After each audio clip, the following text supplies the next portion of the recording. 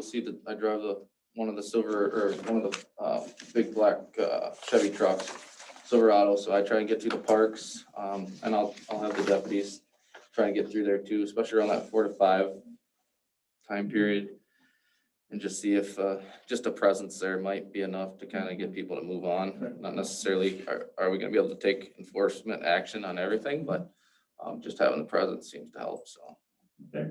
Appreciate it. Thank you. yeah, no problem. Thanks for stopping. Yeah. You can hang around. We got a pretty rowdy crowd. I'll keep an eye on things for a little bit here. All right, Dan, fire department. Good evening, everybody.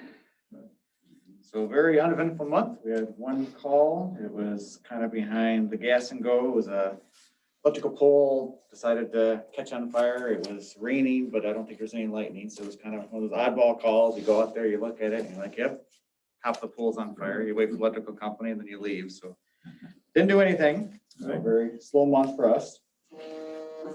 Equipment fund. So as a history, so we started charitable gambling back in 2014. So we had multiple sites. Now we're down to just one site at Tilly's, and we do any money we raise with the charitable gambling, which is the Real Life Association, we have to donate. So we've donated to the city for things like, I know we did donate some money for the sign way back when.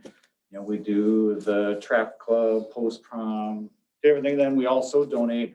One of the big reasons we did it is to donate money to the city and to an equipment fund that we could then use for purchases. And we paid for 2 truck payments. We paid for the outfitting of the truck, thermal imaging camera. We've done a bunch of stuff. And so that's kind of the way we had to donate all the money. And then a while ago, we asked for the balance of the money, and that did not match what we were thinking we should be having. So I did some more digging, and I sent Randall the notes. So I found a reference from Sandy back in February of 2019 of a certain amount, which matches what I thought we would have at that point in time. And then, which is a lot less, that's a lot higher than what we currently have. So it sounds like you're gonna, do some more digging and some research to figure out, where did what we thought. I mean, since that point in time, we've really only bought a thermal imaging camera, but then we've donated more. We made another donation, which is more than that. So we should have more than what we had back in 2019, and not anywhere close to what we have right now. So again, it was more for an awareness. The department was just concerned that, we probably have been a little lax on getting reports or getting balances of this money because, we donate to the city, and it's for the benefit of the city citizens, for us to be able to buy equipment using this fund, because then we don't have to do out of budget, which is, taxpayer funded. So 2 questions. So we're talking about 2 things. We're talking about pull tab donations. Okay, so I did want to get to that. So we also do, since we have charitable gambling, we pay a percentage or a fee essentially to the city. So that has nothing to do with this. That is money that you get because we do gambling. If we leave and somebody else comes in, you'd still get that money. You allocate it toward your budget, whatever you want to do. So that's none of that. We also get donations. Just a couple months ago, we got a donation from Homestead Hospital, for the fire department, which then goes into my budget and I can use. So that's a different donation. So this is strictly donations that we, as gambling, donate to the city to go to this equipment fund that we can then use for equipment. And of course, we don't use it until we ask you for it. So, hey, I want to buy a thermal imaging camera. You say yes, I buy it. The money comes out of the fund. So it's strictly that fund. So the last couple of years, and I just looked at a cursory review. The last couple of years, you're right, 1 year. Let me just back up. The pull tab donations have been averaging about $4,000 to $5,000. Yeah, and that's not anything to do with this. For the last 3 or 4 years. Yep. The thermal imaging cameras come out of the capital fund. So that's where some of the funds are coming from. Last year you bought jackets. That was equivalent to about $4,000 or $5,000. So that was full tab donations too. Nope. No, so I'm just sharing with you, that's where the records show where the money. okay, came so it from. was gambling funds. So typically when we buy like jackets like this or Gold Rush shirts, we will have money come out, but then we usually make a matching donation back in from gambling funds. That's usually more than that amount. So those usually are like an in and out funds. So I wouldn't say pull tab, I'd say gambling. Pull tabs, and tickets are all part of that. Okay. So Dan, what kind of difference are we looking at? I know you have an amount in mind, just roughly. Is So it a we huge think amount? we should probably have somewhere between 50 to 60,000 in the account, and we're being told we have 17. So again, I'm not raising red flags No, potentially, but it's just, okay, we need to, and we're not looking to buy anything big. So it's not like an imminent purchase can't be made Right. because we can't fund the fund. It's just more of, okay, the last record I have is from February of 19 that says I have this, and now I'm being told I have this, and they don't match. The ins and outs don't match. So I guess we're just looking for some accountability of, what did come in and out since that point. And the audit that we did is still under review. Is it still ongoing? It should have been wrapped up, I thought. Well, the 2020 audits, we'll probably get a presentation, I'm hoping May or June, which is So typically when we would get the that- audit. So they'll go through the funds and what you're asking for, if I can just finish. It's going to take an auditor to go back and actually really see where the donations came in and how they were used in the equipment fund and for discounting pull tab donations. So it's going to take some work and some time and some cost. to figure. And I just, again, some members were kind of, it seems like an issue, so we just, let's get it in front and, Right. we don't want to be getting stewing over there thinking we don't have money and maybe it's simply, just, it looks like it was in the CIP fund, which maybe with the change of staff, that was not the right place to put it. And maybe people didn't know that it was earmarked for our equipment fund. I mean, I can see many things happening. And the thing I would suggest, based on the meetings and everything, I think it would be a good idea if you guys got a monthly reconciliation, so you could see monthly, and if not monthly, at least quarterly, to see where you're at, what are the ends, a reconciliation of it, just like a checkbook. I think, because really you're running it like a business, and it is. So I think you should have a reconciliation of that. Just some way to, if it's part, again, if it's just in the CIP fund, that's in the city packets, maybe Right. that'd be good enough too. Again, I'm not asking people to jump hoops, but we probably were a little too lax in not asking for balances, and now I It guess. sounded like there was a ask, but it hadn't come. From what I understood, that it was asked, but you weren't really necessarily getting it. It I was did asked ask for and she gave me the balance and that's what kind of led to the concerns. Yeah. And so this is just a formal, ask. Yeah. And like I said, it's not hurting Yeah, there's no anybody. We're not finger. imminent of anything, but I understand it's gonna take time and, probably some funds, but we just wanna, make sure that we have that accountability because we do. Right. At some point, we'll wanna spend the money for new packs or something. Okay.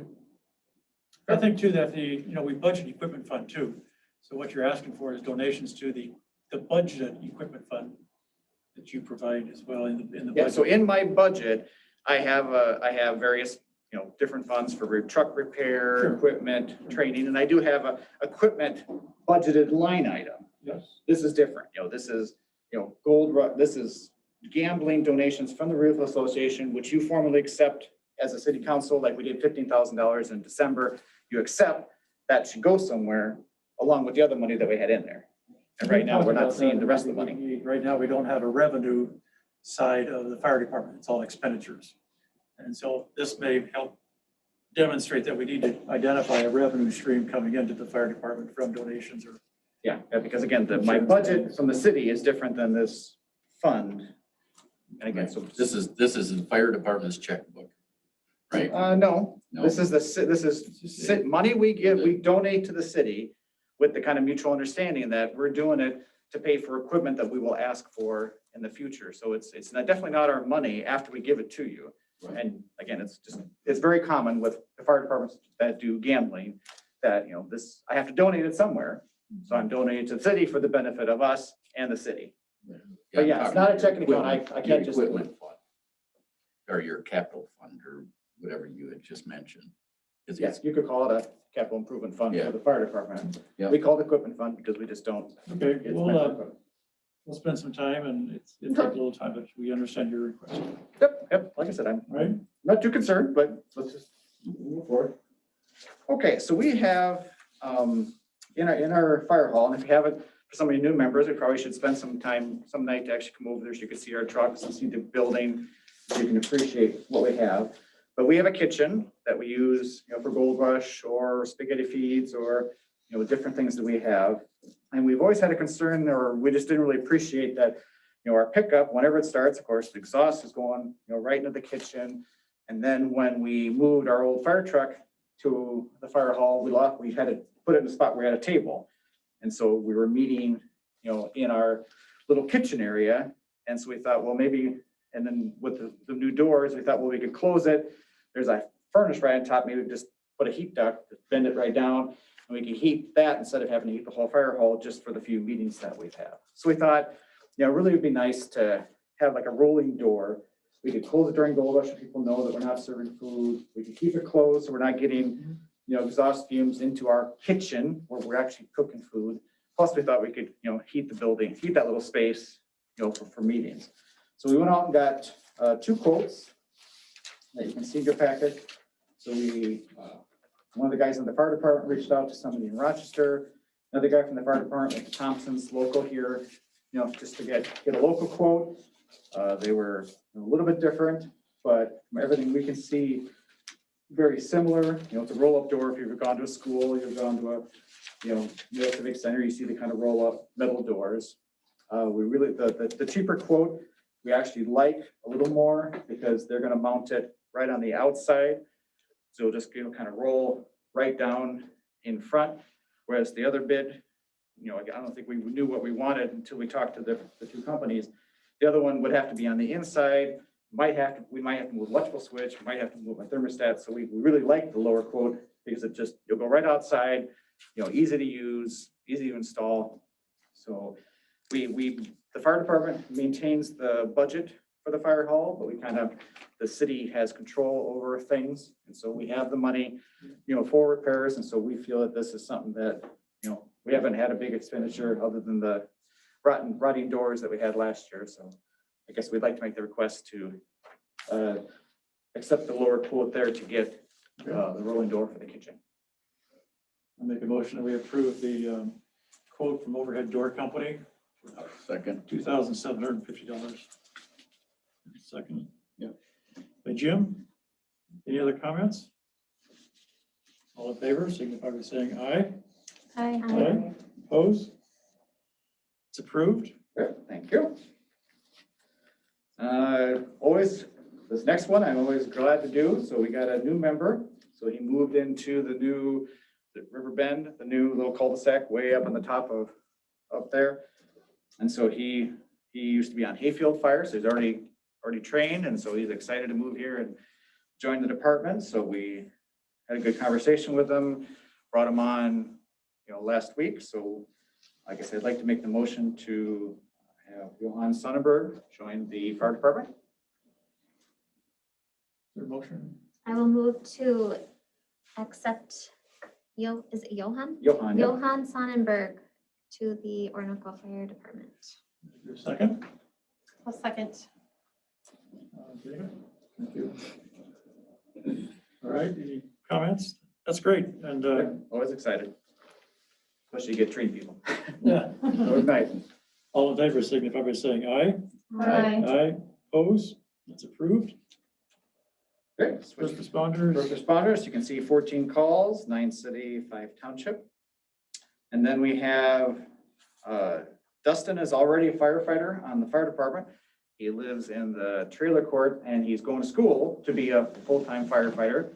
So I convinced him that, hey, you definitely want some experience, and by joining the first responders, which is, you can see the majority of our calls, our first responder calls, he would get some good experience. Plus, he's in the trailer court, so he could respond to a bunch of our calls that we just can't make.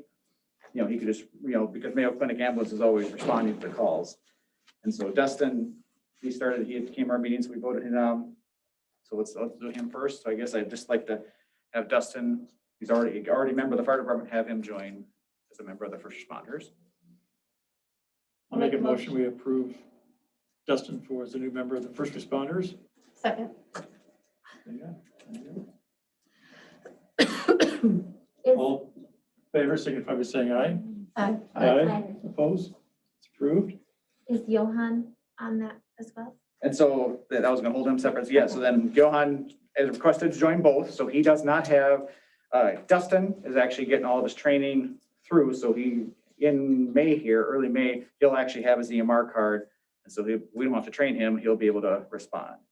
Johan does not have, he has firefighter training, but does not have any first responder training. So we'll have to send him on training. So I can get him a CPR card so he could at least start, driving a vehicle, but he won't be able to do patient contact until he takes the class, but he's excited, to do that. So yes, my next motion is to have Johan on the first responders so I can try and get him in the class and, get him responding sooner versus later.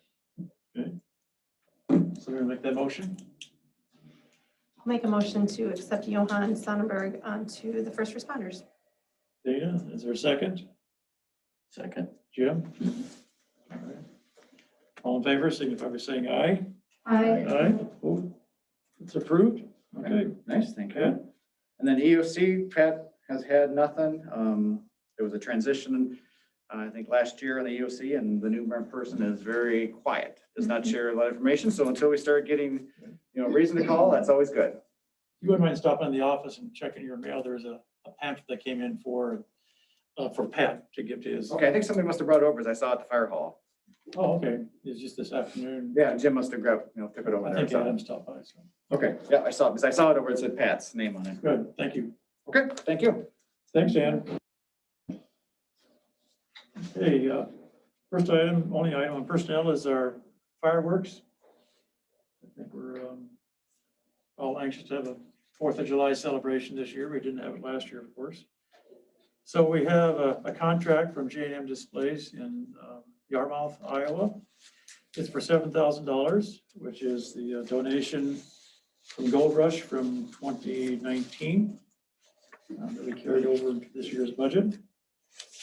This $7,000 includes Kelly Parker, who's Ross Parker's brother. Son, yeah, I didn't say, son. And so his pay comes out of the display from J&M, so.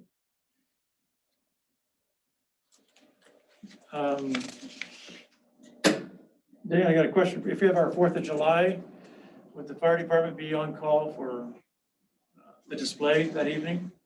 So we always typically are, and then each year I've usually been able to get one person, maybe have the 6-wheeler down there by where they're shooting off. Okay. If you're doing it for sure, I can definitely start spreading the Yeah, word start. and get somebody. Plant the seed, okay.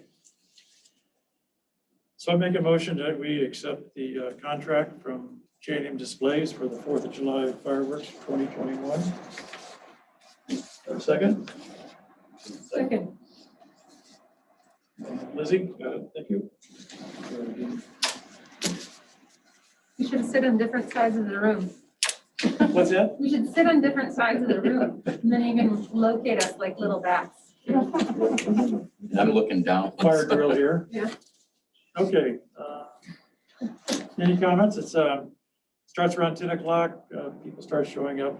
For those that haven't been there, 8 o'clock, 8:30. Kids family bring their blankets. It's usually several hundred people that show up. So, any other comments or questions? If not, all those in favor signify by saying aye. Aye. Oops, it's approved. We have one resolution, 2021-11. This is a resolution that we've been building up to over the last couple of months with meetings.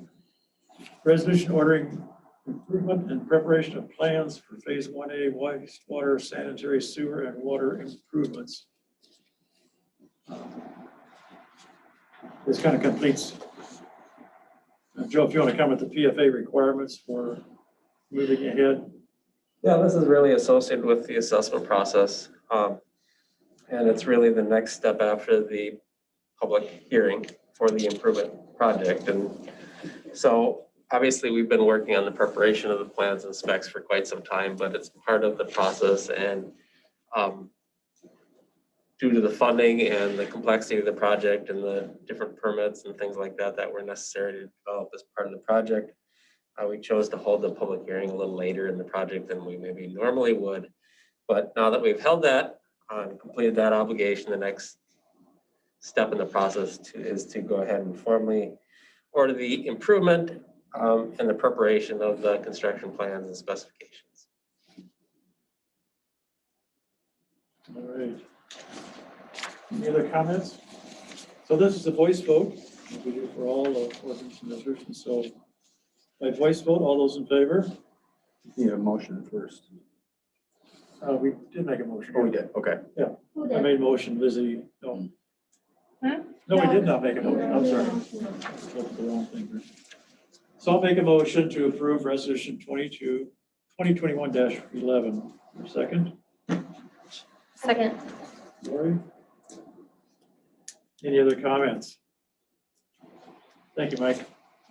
All those in favor by voice vote? Aye. Aye, Aye. Aye. Aye. it's approved.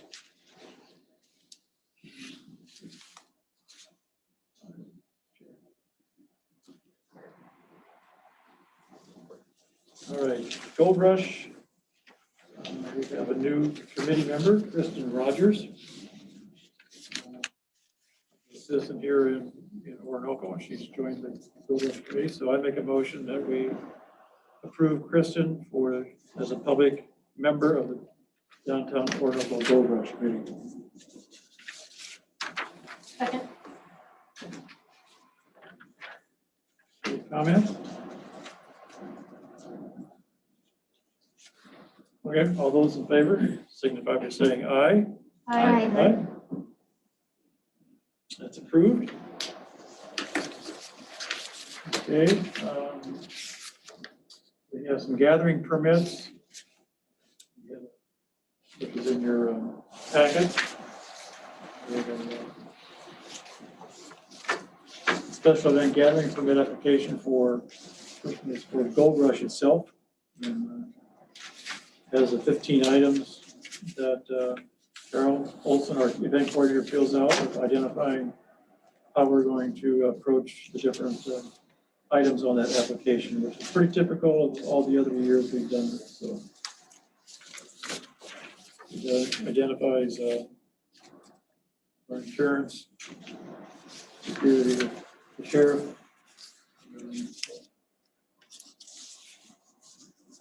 I'll entertain a motion for that permit application. I will move that we accept the special event gathering permit for Gold Rush. Second, Second. Lizzie, thank you. All right, any other comments? All those in favor, signify by saying aye. Aye. Next item is still Gold Rush, but it's the use of the roads highway for a whole harmless agreement for the 5K event that we have on Sunday morning for both the adult and the children's run. This is typical of what we've done in the past, so I make a motion that we approve the whole harmless agreement for the 5K. Second. Lori? Any other comments? All those in favor signify by saying aye. Aye. Opposed? The last item for Gold Rush is again, a special event gathering permit for the 5K. Raising the kids in the same 15 items that Dana filled out when she filled the permit application, so. Anybody would like to make a motion to accept that? Great. I will move to accept the Gold Rush 5K special event permit. Is there a second? Second. Okay. Any other comments? All those in favor, signify by saying aye. Aye. Aye. Opposed, that's approved. Parks and Trails, first one is street sweep, no, I'm sorry. Tennis court painting, both the tennis and the pickleball. We have a contract for $1,123 in the packet from SL Contracting. So I'll make a motion that we approve SL's quote, SL Contracting's quote.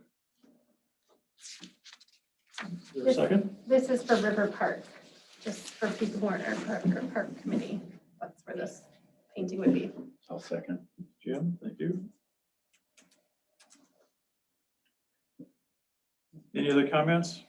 This is something new. Of course, we always had the tennis court painting, but we're adding pickleball lines as well, so. Pickleball big in Orinoco? Will be. Okay, It will be. No, we've had a lot of requests for it okay, over the last couple of years. It's getting more popular, so.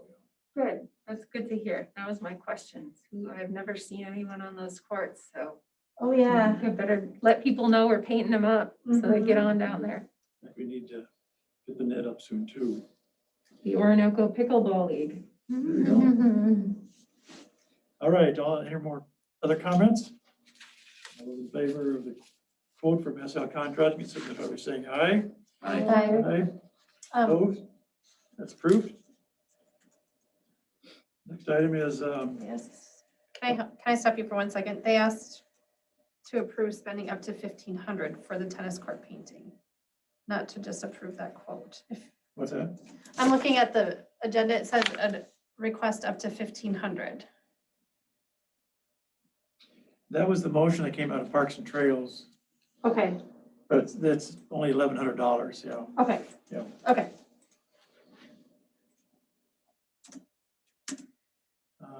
Next item is that we have the Olmsted County Master Gardeners want to do a project around the building and the sign out in front.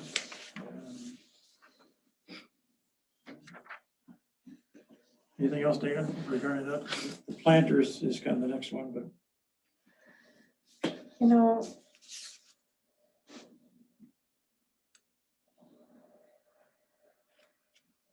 yes, we're not, that's all we're asking for those. And that's the, those are two separate things. right, the sign out front, they used to plant, and I think in the past few years, it's gotten neglected, so they want to get something else in there. Yes, so the planters are different. So I make a motion that we approve spending up to $100 for planting perennials for the county master gardeners to do all the work. And that's also the areas, the landscape areas around the building right now. As I mentioned to Katie, I said, as long as you don't remove any grass, you can feel what's in there now, so. That was okay, so. So is there a second for the motion? Second. Lori? No. That was Lori, it was Lori. There you go, thank you. I apologize, Mike. All in favor, signify by saying aye. Aye. Aye. Opposed, that's approved. Now, the planner adoption program, Dan, if you just want to. It's- FYI. Yeah, no, it's literally the 3 planters down by Alice Park. We're gonna just have, Lance has been taking care of them and watering them and all throughout these years, and he wants to be done doing that. So he's gonna plant them, and then he's gonna actually purchase the plants and everything. And then we'll just have a family adopt them and weed them and water them throughout the summer. Okay. And then we're hoping staff will do the ones, staff or council members, whoever's in the area at the time will do the ones, or maybe even Jim will take care of the ones out in front of the building. Talk to Jim and Kane too and see how they can help. us. Yes, exactly. So that Lance doesn't have to do that anymore. But there's no money coming out of the budget for that. I think that's all volunteer. Yep. Okay. All right, next item is we'd asked Stan Tech to come back with a campsite, water, and electrical service feasibility report for providing campsite, water, electrical service. So Joe, you want to just comment on that? Sure. There is a copy of the report in the packet along with a cost estimate and a figure that, at least in my packet, didn't seem to print very well. It was intended to be printed on 11 by 17. Makes it a little easier to understand and read if you have that printed like that. But anyway, we did look at viable options to serve the 8 campsites with both electric and water service. And so we essentially assembled a configuration where we could serve 2 campsites with 1 water and 1 electric service. So it'd be essentially a shared facility with 1 exception. There's an individual campsite that we'd have to stretch utilities across the road to do that. So it's not really viable to share, but the rest of them we can do that. So that's essentially discussed within the report and illustrated within the figure. So essentially we did contact People's Service or cooperative services about electrical service because there is an electrical service at that location. So we'd have to extend that to there, and then from there we'd have a receptacle there we extend the individual services out from. Similarly, the water, we would have to connect to either the existing or proposed water main. On the east side of the park, at essentially the end of 4th Street, there's an existing water main that terminates there, and ultimately that'll extend to the north along the east side of the park and then along Fifth Avenue. But that facility exists there now, and we can connect to it. So we connect to it, extend a 2-inch water service pipe to the campsite, and from there we'd extend individual 3/4-inch coppers, and they terminate with kind of a yard hydrant, if you're familiar with those, that people can connect to and obviously run a splitter on off of to service 2 campsites and connect to a camper or just use as a source of potable water for the camper. So we have completed a cost estimate for that. The cost estimate's included. The total cost for the electrical, including a fairly significant factor right now. I think we included a 30% factor because of material prices and difficulty getting different components right now. As you guys are all aware, there are shortages or cost impacts to specific items, and certain components of electrical are hard to get now, and when you can get them, they're very expensive. So we've kind of included that. That well could go away as supplies and the world gets back to normal, assuming that we do. But the total electrical cost is about $47,000. Similarly, on the water side, the construction cost plus the related engineering cost to complete the work is about $36,000. So adding those 2 up, you're just under $83,000 to serve those 8 sites with electric and water service. So essentially 10 grand a site.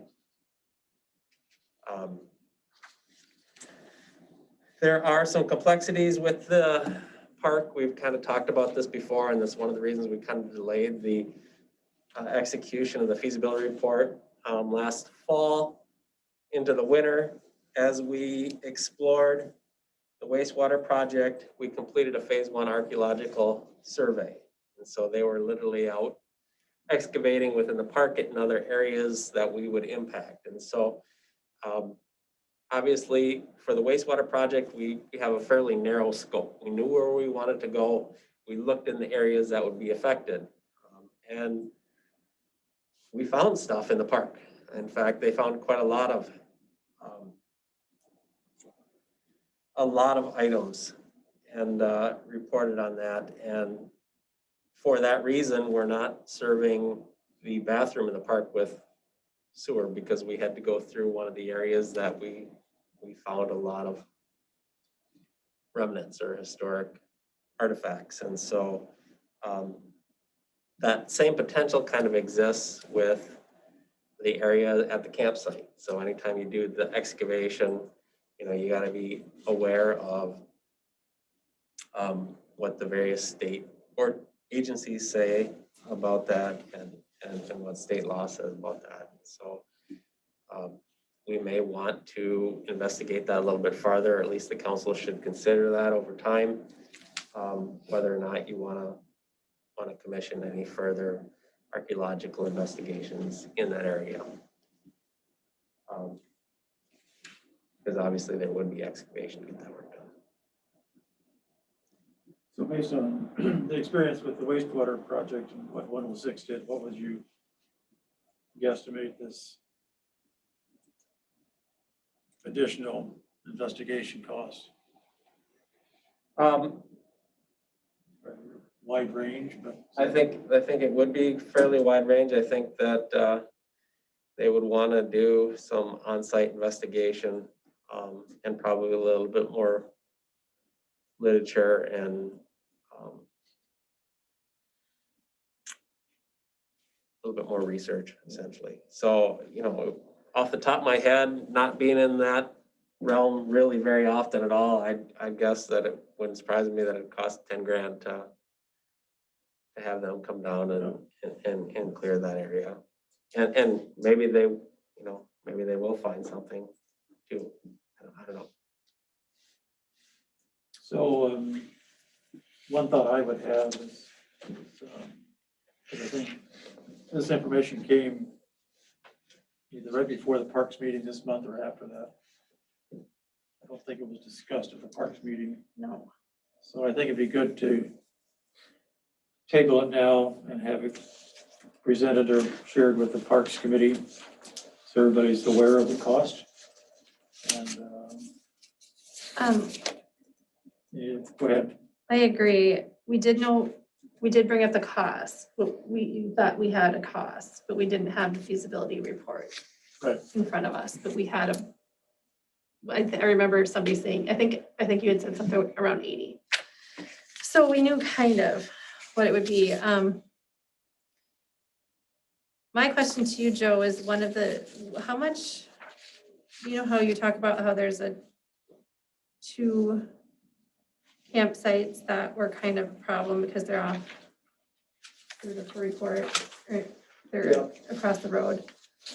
You know, and that's campsites 1 and 2 would have separate electric and water. Yes. 3 to 4, 5 and 7, and then 6 and 8 are together.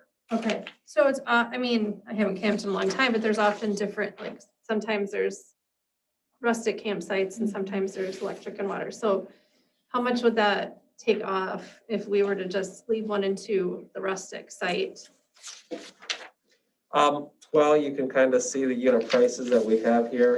It certainly would save some. I don't know that number off the top of my head, but a lot of the cost is getting the utilities there. And so I don't think it would be $8,000 a site. It might be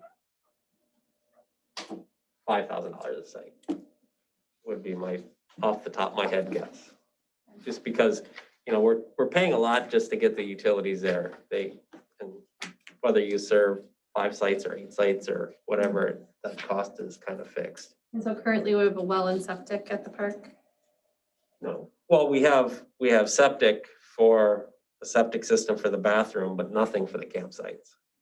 Right, but we have something at the bathrooms. You have city water at the bathroom. City water in the bathrooms. Right. Yeah. And then it's on the sewer project. It would be the sewer line to the showers, bathroom. Okay. But there's nothing planned for the campsites from the sewer standpoint. Right. Just because of the cost and also because of the 106 study. And I think the rationale was that if we were to put more sewer money into the campsites, that could have some adverse impact on more archaeological studies being done. Is that right? Well, there's always that potential. Am I missing it? Do we have a copy of the study in our package? The archaeological one? Yeah. No, Or just the costing and everything? the feasibility report is in there. Yeah, for some reason. Should have been in the That was in in the there. packet. Maybe I'm looking at the wrong email. If you want to, you know, I've given the city has the archaeological reports. You know, I can send them to you if you're interested to. there's a lot of data there. So with everything going, I just, so that I can bring back to the Parks Committee. So it just doesn't seem, this obviously isn't a good time to do this project. I mean, the cost of supplies right now with the archaeological issues. And then also, it's not something that, would it cost more to wait or would it be the same down the line? Do you know what I mean? As we're doing this big project, is it going to end up costing a lot more because we're not in the middle of a project is what does that make sense? I don't think that there's too much correlation between the two projects, frankly. I think it's just, there is a timing issue right now with supplies and materials. Hopefully that subsides as we go through summer, so that could get better, but as we sit right now, it's a problem. And it could get worse. Crystal ball.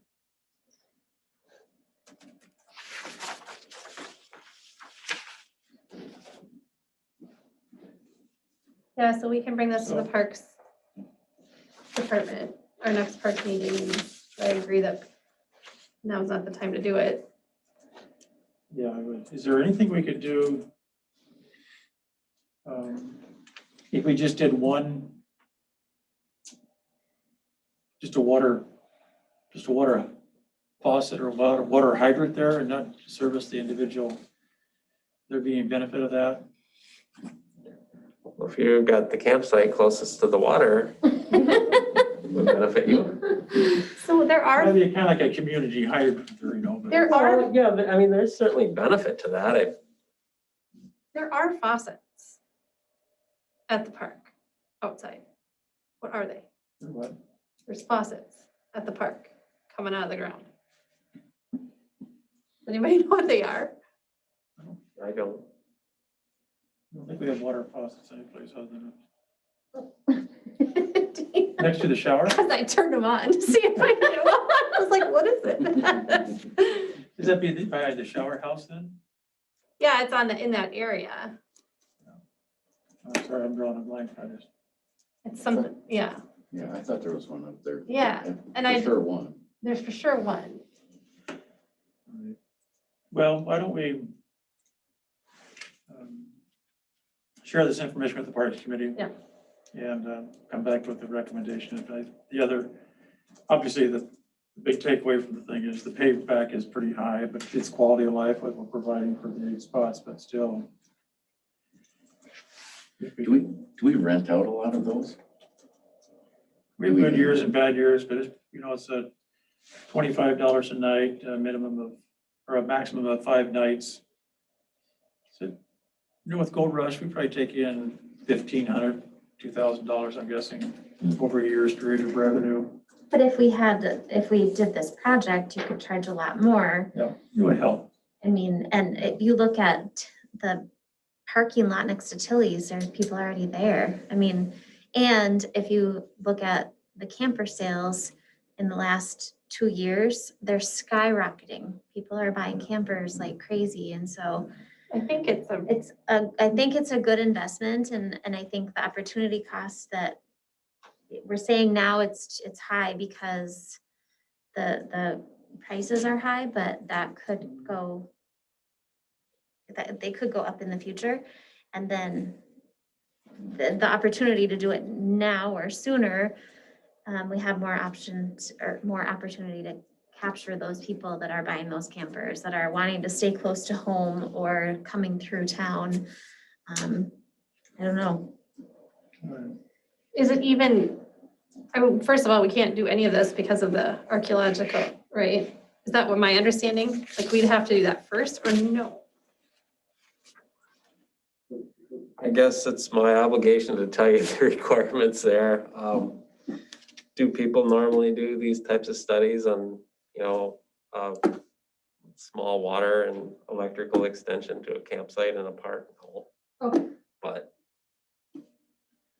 So is there We're any not open- asking for state funding for this. The, No, the you're the not. requirement is True. not there. And that's why we had to do it before because of the funding that we got from the state. So there's no requirement that we do the archaeological study.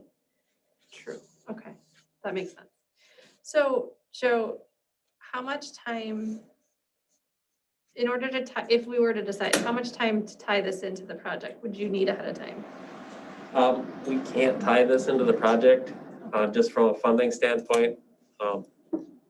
They won't let us, and even if we could, it'd be a permitting and review nightmare. Oh, okay. So if we want to do this, we should just go out for quotes. Just for local contractors, go for Got it. quotes Okay. and get it done and stay Okay. out of the way of state of Minnesota and the whole process. So the water is is directionally drilled and the electrical is above ground, or is that? No, it's buried. It's buried. It's buried, just trenched. Well, Should we do that's, one without the other? I mean, who camps? Anybody camp? Yeah. Is it common for them to have one or the other? It's been a long time since I camped. Is it to have water or electric? Right, Usually, I mean, if we're tent camping, then we don't need water and we don't need, like, it'd be nice to have a place to go pee in the middle of the night. But you can do that in an outhouse. And Right. so, but the expectation, I think I don't know, I've never been RV camping, but you pretty much can be self-sufficient at that point. So why would you need water and sewer if you just got electrical? I don't know. I mean, there's things that we're asking about this project around, who does it, like demographics. So who is camping right now? What are their expectations when they camp? And so that's an element that we would need in order to figure out whether this makes sense. The second element that we need in order to figure out whether this makes sense is like a funding forecast or recoup our cost forecast. So we're charging X right now. If we make $2,000 a year on this and we're looking at spending $80,000, it's going to take us 20 years or more to recoup these costs. So if we're going to charge differently, what does that look like? What do we make from it? And then the third piece is to look at the supply and demand. So if there's an RV park right next to a bar across the highway, that's a whole other story than, a rustic RV park that's a little bit quiet, but some people might like that. And so when we look at the supply and the demand, if we do put in 15 spots or 10 spots, are people going to use them? And so that's the other thing we'd have to solve for. So I think if we're going to fund this, we need to figure out if the people are there, if it's going to make enough money such that it's the expense is worth it. And then, the economics make sense over time. So. Is there anywhere else other than these 8 campsites that we could make into tent, rustic sites in the area? I mean, it only is set up right now for these sites. I have no idea. I really have driven through there. Just for, if we did these 8 sites with electric and water, could we do any other sites on the property that just have a space for a tent and a campfire? Let's say like down below or something. Yeah, there's a rough area. It's to the east. It's where the swing sets are down on the bottom, and then to the north that there's an open space. When we did the river restoration, they took out, cleared some trees, and so that's meant to be a rough camping area. We got some fire pits that we haven't put in there, but that was another area. I'm just thinking Or, what. or camping like what Lizzie's referring to. Yeah, like what you're talking about, if we opened it up and we did these 8 for, the RV or, people that want a tent, but they want to plug their stereo in, I don't know. Coffee pot. Well, there's probably like 5, I'm guessing 5 or 6 spots that could have rough camping. Put tents up around the fire pits, probably that big area. We've talked about it, but never really moved forward with it. But that's a possibility. I think that's a good discussion for the Parks Committee to look at that. No doubt we would raise the rates because we're offering water and electrical.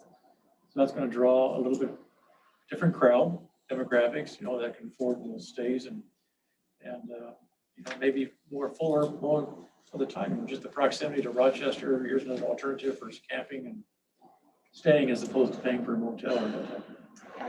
What, I think that's what they're doing at Tilly's, is they're coming for the clinic and they're parking there and. Construction. But I think, Okay. to Lizzie's point, do we want to recoup? Is there a plan to recoup that cost? If there is, at what point? Is it 10 years from now? Is it 20? Do we do it just because it's the right thing to do for the parks? If it is, I think there's all those factors to take into consideration, but I do think we have area for, for the modern conveniences for camping and for tent. Well, it's, I think that we need more input from the Parks Committee, so let's just, I make a motion that we table it to the Parks Committee to come back in May or June with some recommendations, and we can give us some more thoughts. So. Jim, second that? Yep. All in favor, signify by saying aye to table it to Parks Committee. Aye. Aye, okay.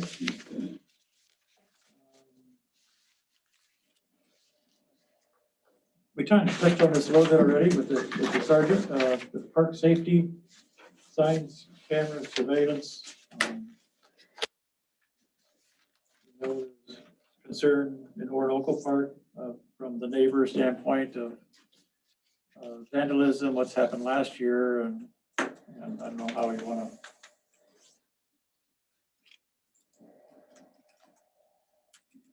That's Julie, our attorney, so she's just coming on.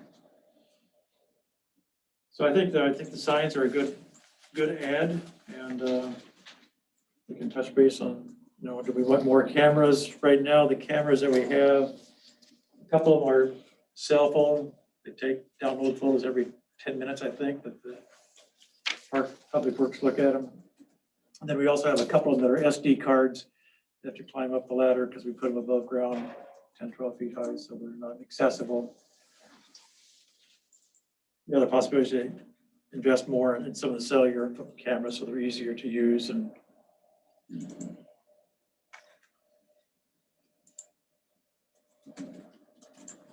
so we can have Parks take a look at that. I think we can go ahead and Should we look at the approve? signs for sure. Right. Is that something, it would be nice if we could get that earlier.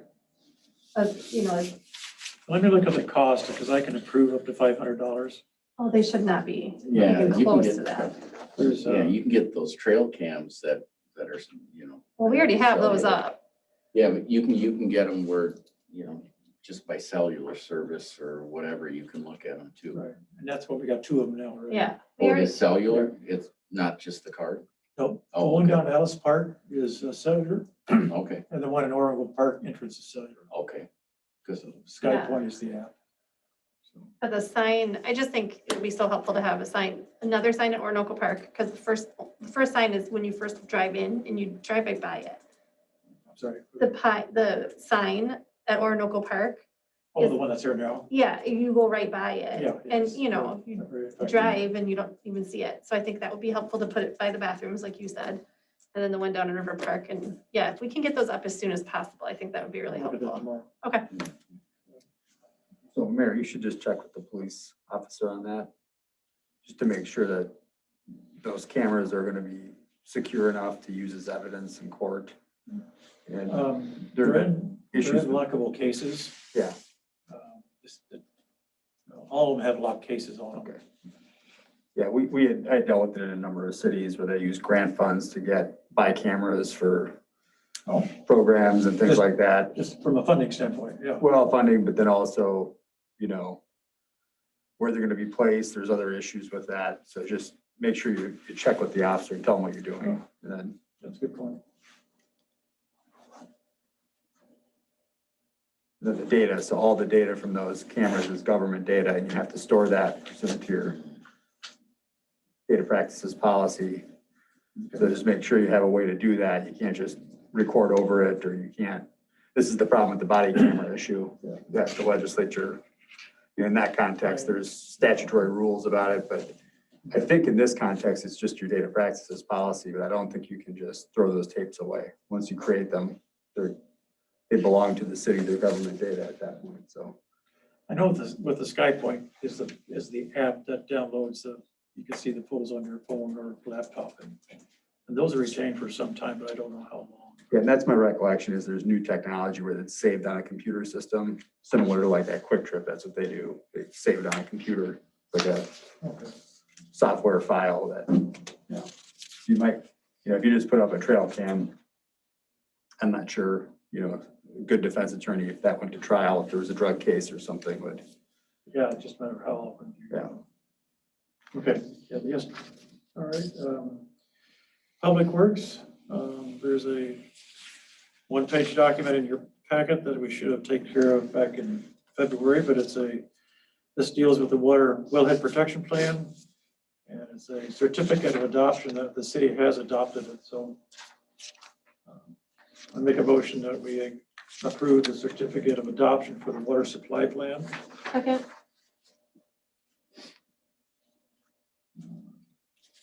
That was Lori. Dana. Thank you. Any comments? Otherwise, all those in favor signify by saying aye. Aye. Aye, opposed? That's approved. Every year we hire a seasonal worker for mowing for Public Works. It's a 500-hour allotment that we allow from the 1st of May through the end of August. And the seasonal work is for mowing. We have 2 mowers and they mow at least 3 days a week, depending on the weather and whether it's raining. And if it's drizzling, they mow in the rain. So the 2020 rate was $15 an hour. And Donnie is the guy that we hired. This will be his either the 3rd or the 4th year.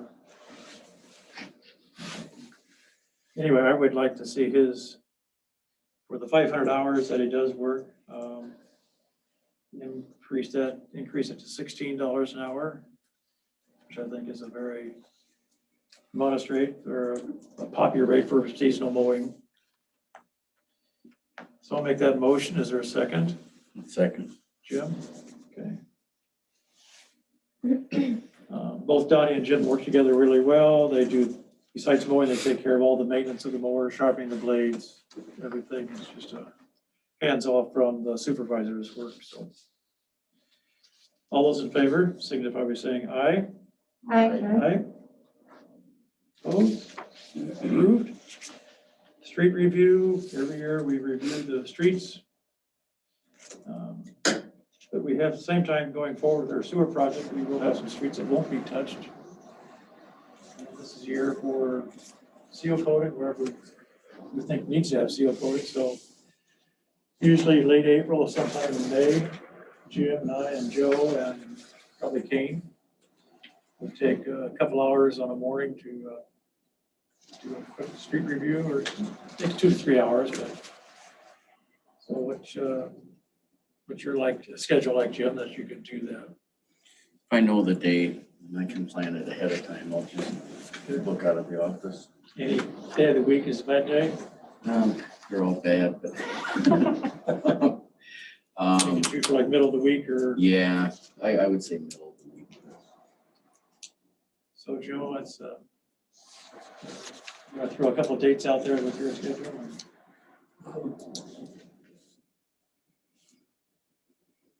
My schedule's pretty open a month away from now. I kind of say, we usually play it by ear and look for a nice stretch of weather so it's not miserable out. Right. Should we try and do it early May or late April, just so we get something into the vague agenda? If we need to do something for quotes. Early May, maybe. Take 2 seconds.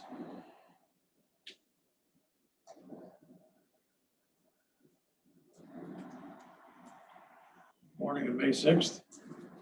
Actually, I'm at a conference that week. Week before.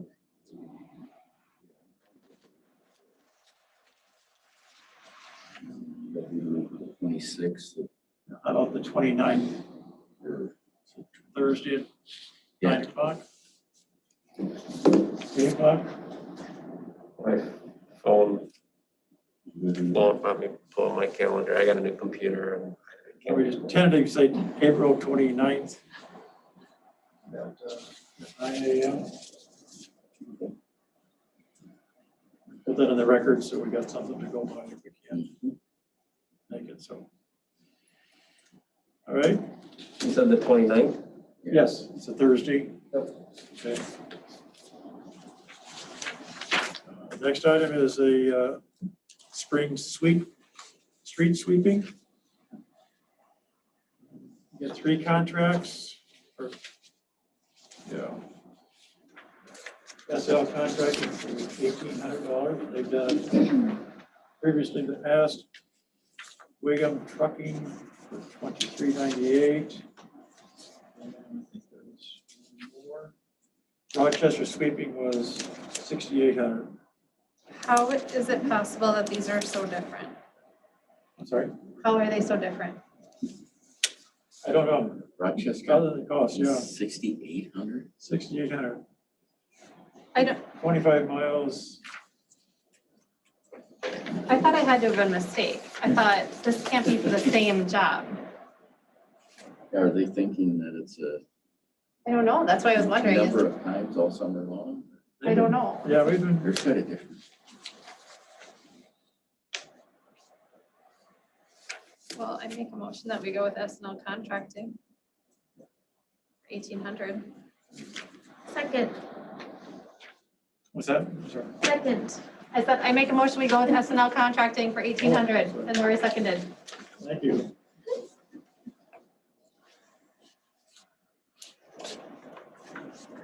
All in favor, signify by saying aye. I, Aye. Opposed?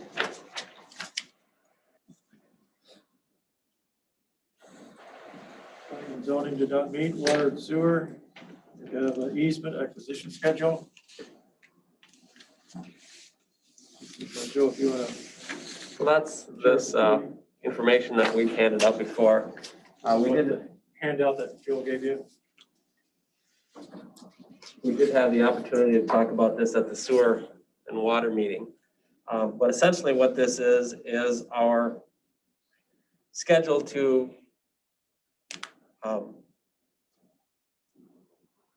secure easements for the various types of easements that we need for the sewer and water project. So we essentially need permanent easements, as we talked about before.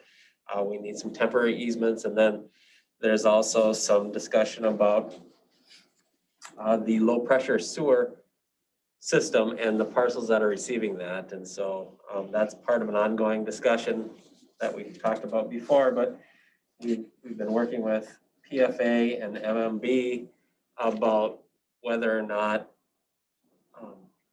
Mike and I have been working with them, and we've been kind of talking about what form that easement would need to take. And if indeed that we even need to secure an easement, we've kind of been getting conflicting information back from MMB and PFA, and I think that part of the puzzle is being worked through this week and over the last few weeks. And so we're hoping that we get clarification, maybe even later this week or early next week, and we can develop our final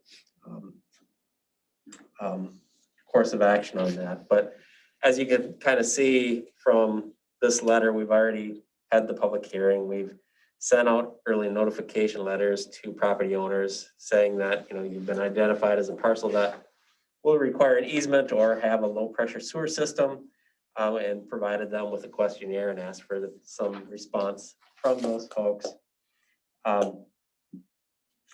And then really the next step in the process is that we send out offer letters to the various individuals. And again, we talked about this last month and with sewer and water, but towards the end of this month, in fact, over the next few weeks here, we need to be preparing these offer letters.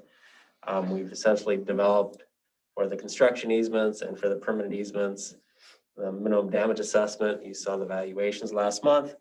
The survey exhibits are complete with legal descriptions, the Conveyance documentation has been assembled, and so now we need to start putting that all together in a letter format. And so I've included that in this packet to also discuss, just as an FYI, in terms of, so the council knows what we'd be sending folks. And there are a few items that are contained within that offer letter and the frequently asked questions document that we are also planning to send out, that are highlighted in red, and that red or yellow, that means that we're waiting for data or we need feedback from the council on, or that ultimately need to be revised. So we'll kind of walk through some of that information here in a bit. In conjunction with that packet, we potentially could send out ACH forms asking people if they want to participate in electronic payments for easements. We need to discuss that with the council too, as to whether you really want to do that or you'd prefer just to cut checks for those easements. That's a piece of the puzzle that we need to kind of sort out. And then in conjunction with the offer letter, we're also inviting folks to a public open house.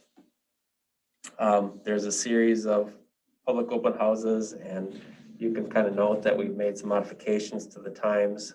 We're looking at May 10th and 11th. You can see the times on the schedule. They're also referenced in the letter and in the frequently asked questions document.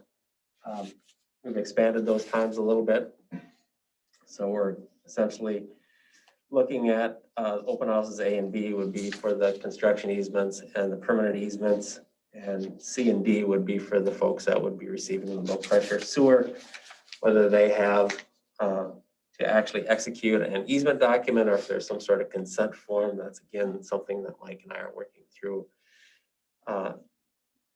the details on with PFA and MMB, specifically what will be required if we can go down a path where we don't have to acquire easements and we can just simply execute a consent form, and that would meet the state's requirements. We'd likely do that. If we need to execute an easement, we'll probably have to get back together and talk about the various options and the process that we follow for that as that gets sorted out. So to kind of quickly jump through this, again, you guys saw the offer letter, but I did want to kind of highlight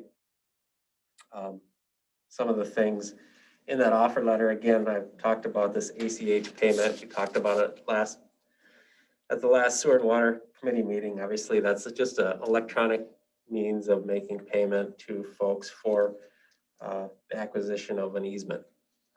Certainly, there are some benefits from the efficiency standpoint, but also within this packet, there are lots of forms to fill out. Not lots of forms, but there's a fairly intricate form, and I included an example letter from the city of Waseca on a past project that we've done, where we kind of explain the issues and the process and the form that would need to be filled out. And so, there's roughly 60 easements that we'd be acquiring, probably maybe 50 property owners, and so that's probably about 50 checks. Certainly, there's some fairly significant work that goes into the ACH payment process, collecting all this data and inputting it. But there are some benefits too from an efficiency standpoint. On the Waseca project, we had about 150 parcels, so maybe it made more sense there than it does here. I guess that's an item that we'd want to get council input. My 2 cents is it's maybe not necessary for the number of easements that we have to acquire, but if you want to do it or if city staff wants to do it, we can certainly do that. The thing is we really need to know now, because we need to include all this information in the mailings and frequently asked questions document if indeed we want to make ACH payment an option for folks. I would, just looking at your schedule, look like you're looking at the payments going out around July 15th, which is probably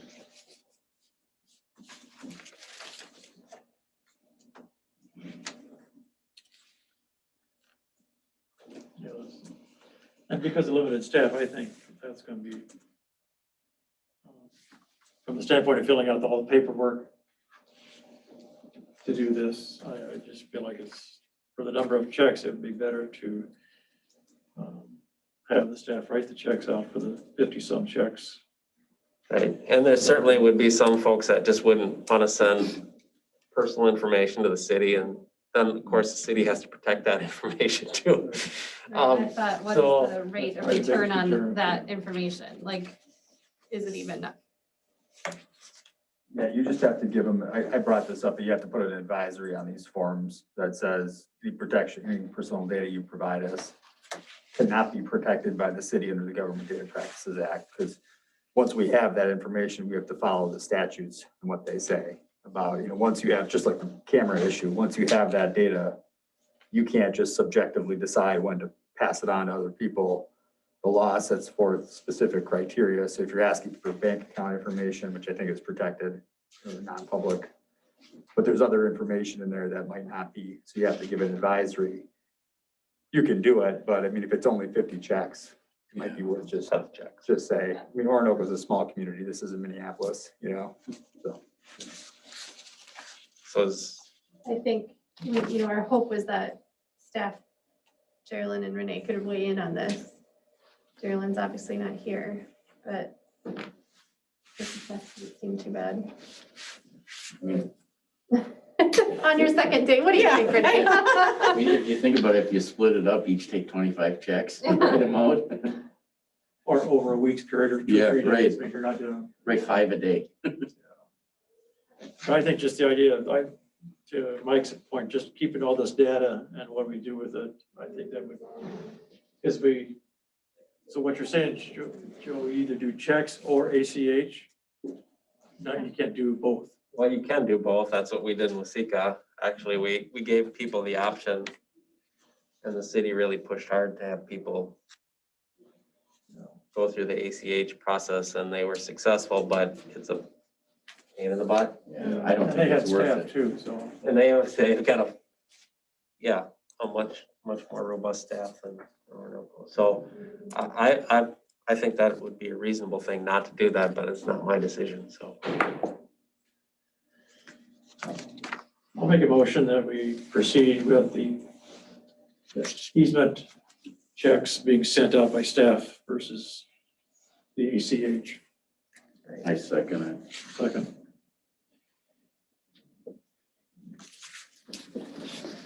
Any other comments, or questions? All right, seeing none, all those in favor signify by saying aye. Aye. Opposed? Approved? Any comment on the times that we're proposing to meet? And, obviously, the public open house for the low pressure sewer is easement or consent form is a little bit up in the air in terms of we need to get that feedback from MMB and PFA before we can send that information out. And so if there's a delay in that, we'll have to push that back. But this is the best information that we have now, and I'm hopeful that we'll be able to meet it. It's a week later than the rest of it. The most critical thing, I think, is the permanent easements and temp easements. We need to keep that on schedule. So we're going to do that. But we have expanded the times like we kind of talked about at the Sewer and Water Committee meeting. I also added some information, you maybe know it about who has to sign those easement documents and making sure that people are aware that take a look at the easement document. It's in your packet. If you and your wife are on it, you both need to come and sign, or if it's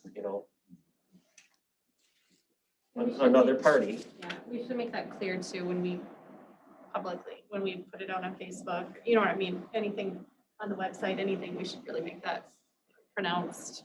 Well, and they will literally get the legal document that they need to sign, and within that, it will be filled out that it's, Husband and wife. husband and wife, or, whoever is legally required to sign that based on the deed, who owns it. And so, but to reinforce that within the letter and reinforcement that within the frequently asked questions document, we did ask that, or we did complete that. Are they gonna have to prove that their name is on the deed or? We pulled owners and encumbrance reports for everybody, so we have the deeds for everybody. Okay. The only thing that So- would change that is if they sold it since we did that report.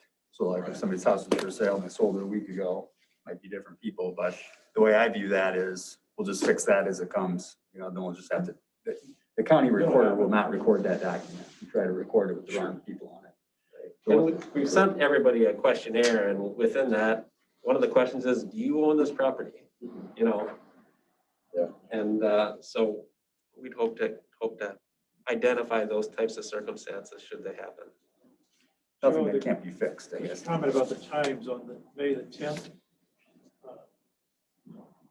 Council has Gold Rush starting at 6 PM. So nobody from council will be able to help you with 6 to 7. And on Monday, Tuesday night, that's our water and sewer meeting night.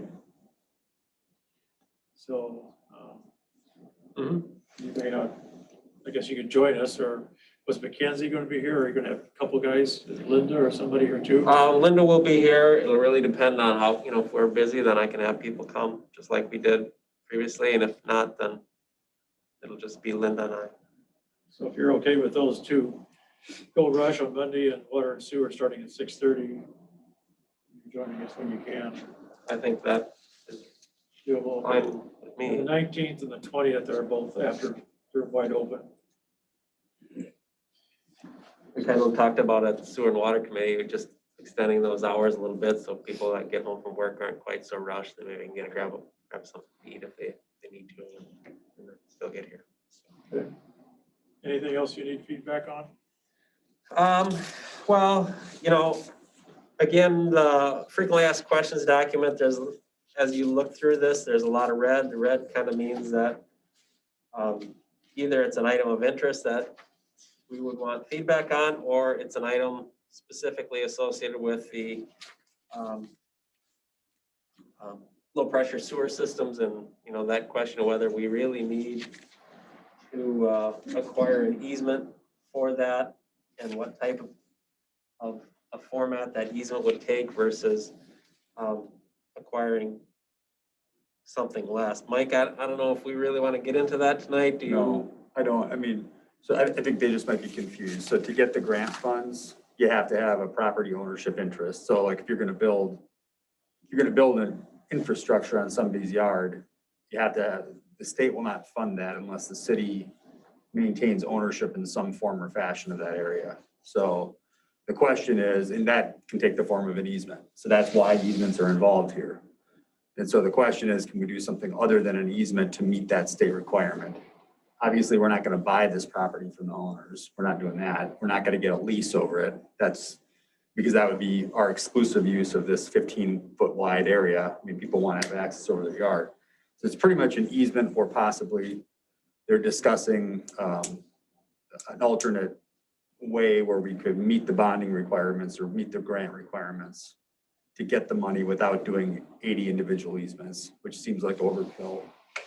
So we're in discussions with that, but it's not like, you're dealing with the state here. So you're not, you got to call somebody and then they got to talk to somebody else, and then it's not, and then there's too many cooks in the kitchen at this point. There's a lot of cooks in the kitchen. So we're going to try to, my plan is to, I propose this to Joe, is that we just have a meeting with the PFA rep that's on our issue, and whatever deed people, we won't get somebody in authority to make the decision. They don't do that, but because I've dealt with them before, but people in, with knowledge and experience that can say this is acceptable, and then we'll move forward, and then try to get them to put that in writing in an email, or I'll put it in writing to an email to them, and hopefully they respond and say, yes, that's our understanding.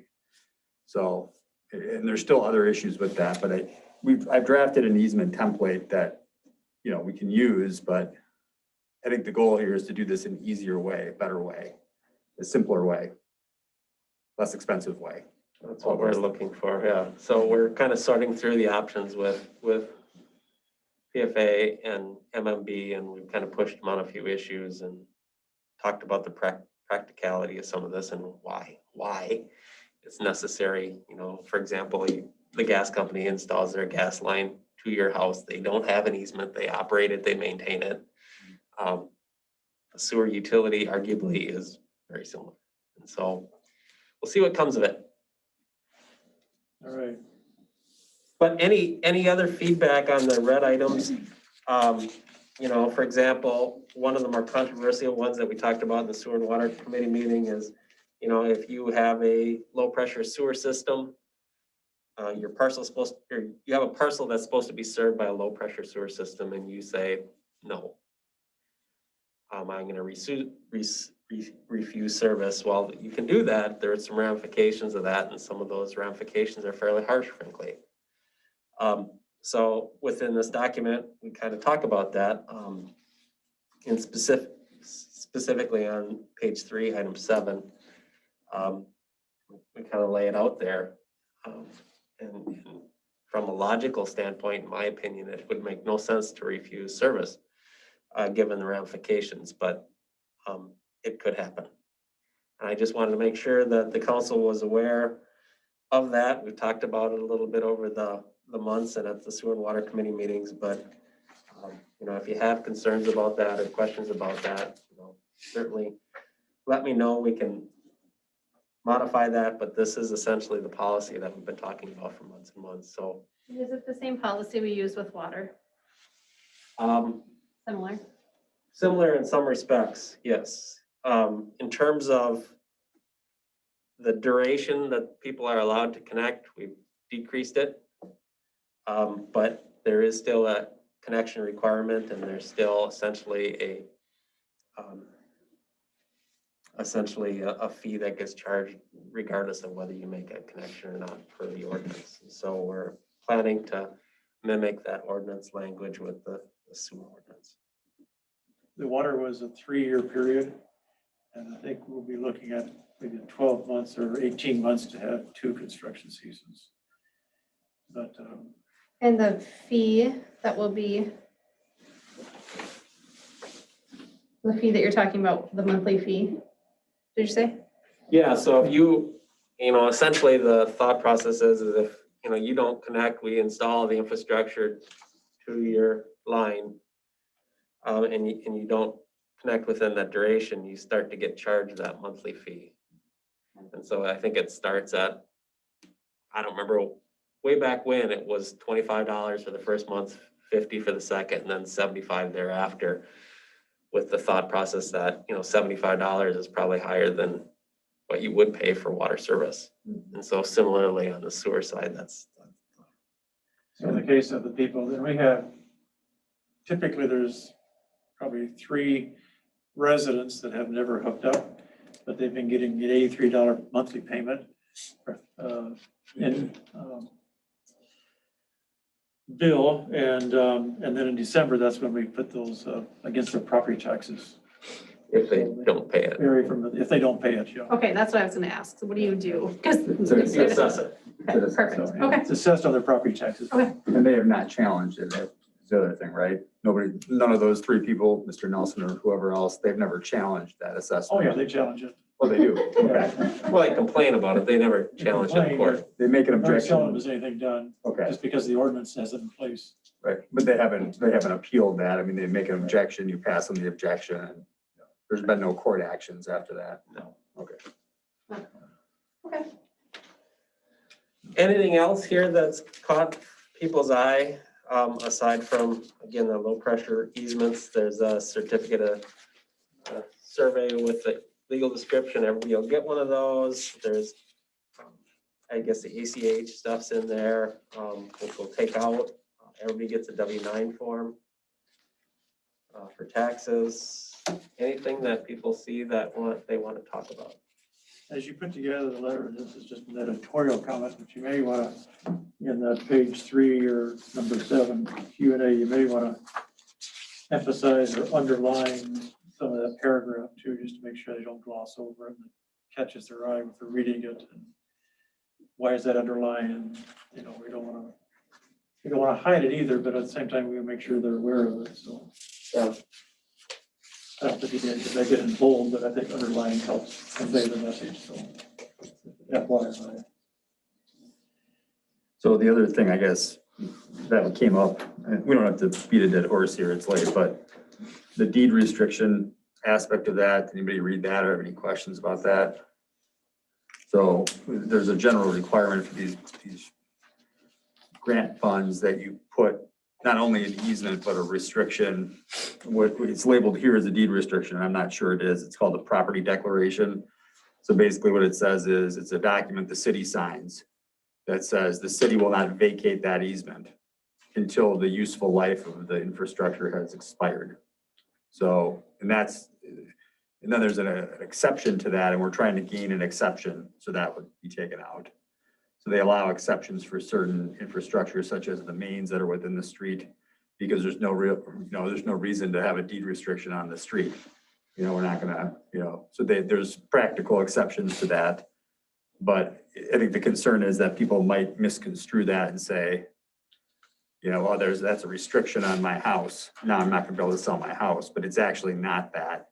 It's a restriction on the city's ability to vacate their easement, which is completely different than people will be able to sell their houses. So long and the short of it is that's in red. I had recommended we alter that language, but I think we're hoping to just delete that language. Or I suppose it will be included in some fashion because we won't know that we have the exception when these go out, but that will be amended. So if anybody asks you, if they looked at the packet, I don't know if people look at the packet in the Orinoco, but if somebody asks you, just say we're work in progress. we're working on it. All right, thank you, Joe. All right. Any other comments from the March 22nd public hearing? Pretty positive. Anybody else hear anything? Yay, nay? Question time? Yeah, okay. Next item is at the last meeting, we approved this survey of splitting the cost with Orinoco Estates, and surveys may have gone out. I think it goes out maybe late this week. Maybe this week. It's a 1-week survey. They should have the results back, or the responses back by late April. And PFA is wanting a 67% response.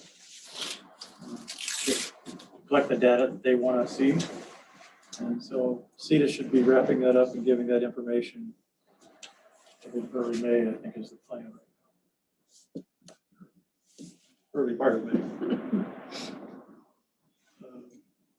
Next item is just in general, a comment, and we'll talk about that in closed session here shortly. The purchase agreement, we did place an agreement with our proposal with them last week. They counter proposed this morning, and negotiations are ongoing. So. Number 5 is this is all part of the purchase agreement, a lot split annexation process that we as a city need to fund. It's $1,109 to the Olmsted Planning Department for the paperwork, the fees, and just to emphasize to do that process. So I make a motion that we approve the payment of $1,109 to the Olmsted County Planning Department. Is there a second? Second. All right, thank you.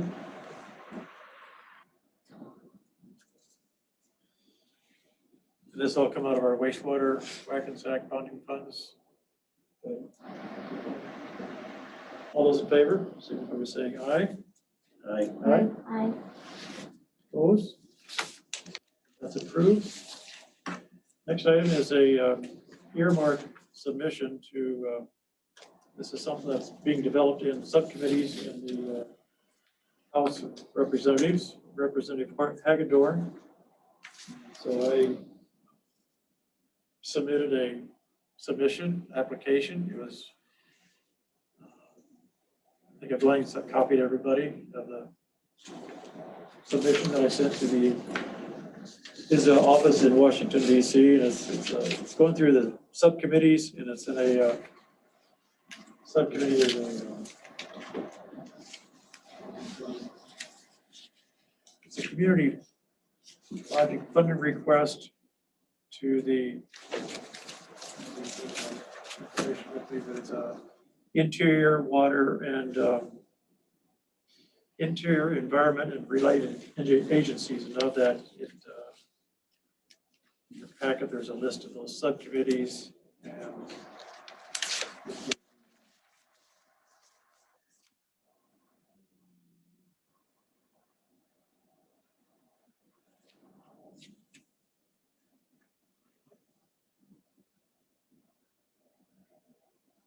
yeah, Kirby Titmore, interior, environmental, and related agencies.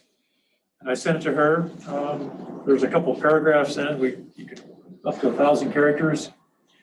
I was concerned about 1,000 characters, but by the time I wrote what I thought I was going to write, I had to cut some out because it's only a couple paragraphs. It doesn't take much for 1,000 characters, so it's pretty brief. I sent along a couple diagrams. I sent along there a 1-page, or this 4-page talking point sheet that we shared with the legislators. So it goes into a hopper at Representative Hagedorn's office. The subcommittee is made up of a representative from District 4, Becky McCollum. She's in the Minneapolis area, but you're supposed to submit them through your local representatives. Eventually, the Senate side will develop this earmark program as well, Senator Smith and Senator Klobuchar. So I got the information from LMC of the contacts of those two offices. So here in the near future, I was going to contact their representatives in their offices and share with them what I've shared with Representative Hagedorn and ask them for their support too when it gets to the Senate side. Joe and I talked, and so what the submission is for phase 1B. The phase 1A funding is pretty well set and still running. So phase 1B is the 2030, the solid yellow. And so I submitted a submission for $8 million. If we're gonna go big. So if we get some of that, that'd be great, because right now that phase 1B is all going to be supported by user fees. We're not planning on going back to the legislators for funding for the phase 1B. So it's fiscal year 22 appropriation. So who knows how long it's going to take. When it falls out of the bucket, it doesn't happen. I guess they'll hopefully send us a letter. So they didn't ask for a resolution or anything like that, but I did send a letter of support from myself as the mayor and also the water and sewer chair. So that's a FYI. I don't think we need a motion for that. Okay. Next item is chicken ordinance. And so Dana or Jim, if you want to comment on your proposal and for discussion and next actions.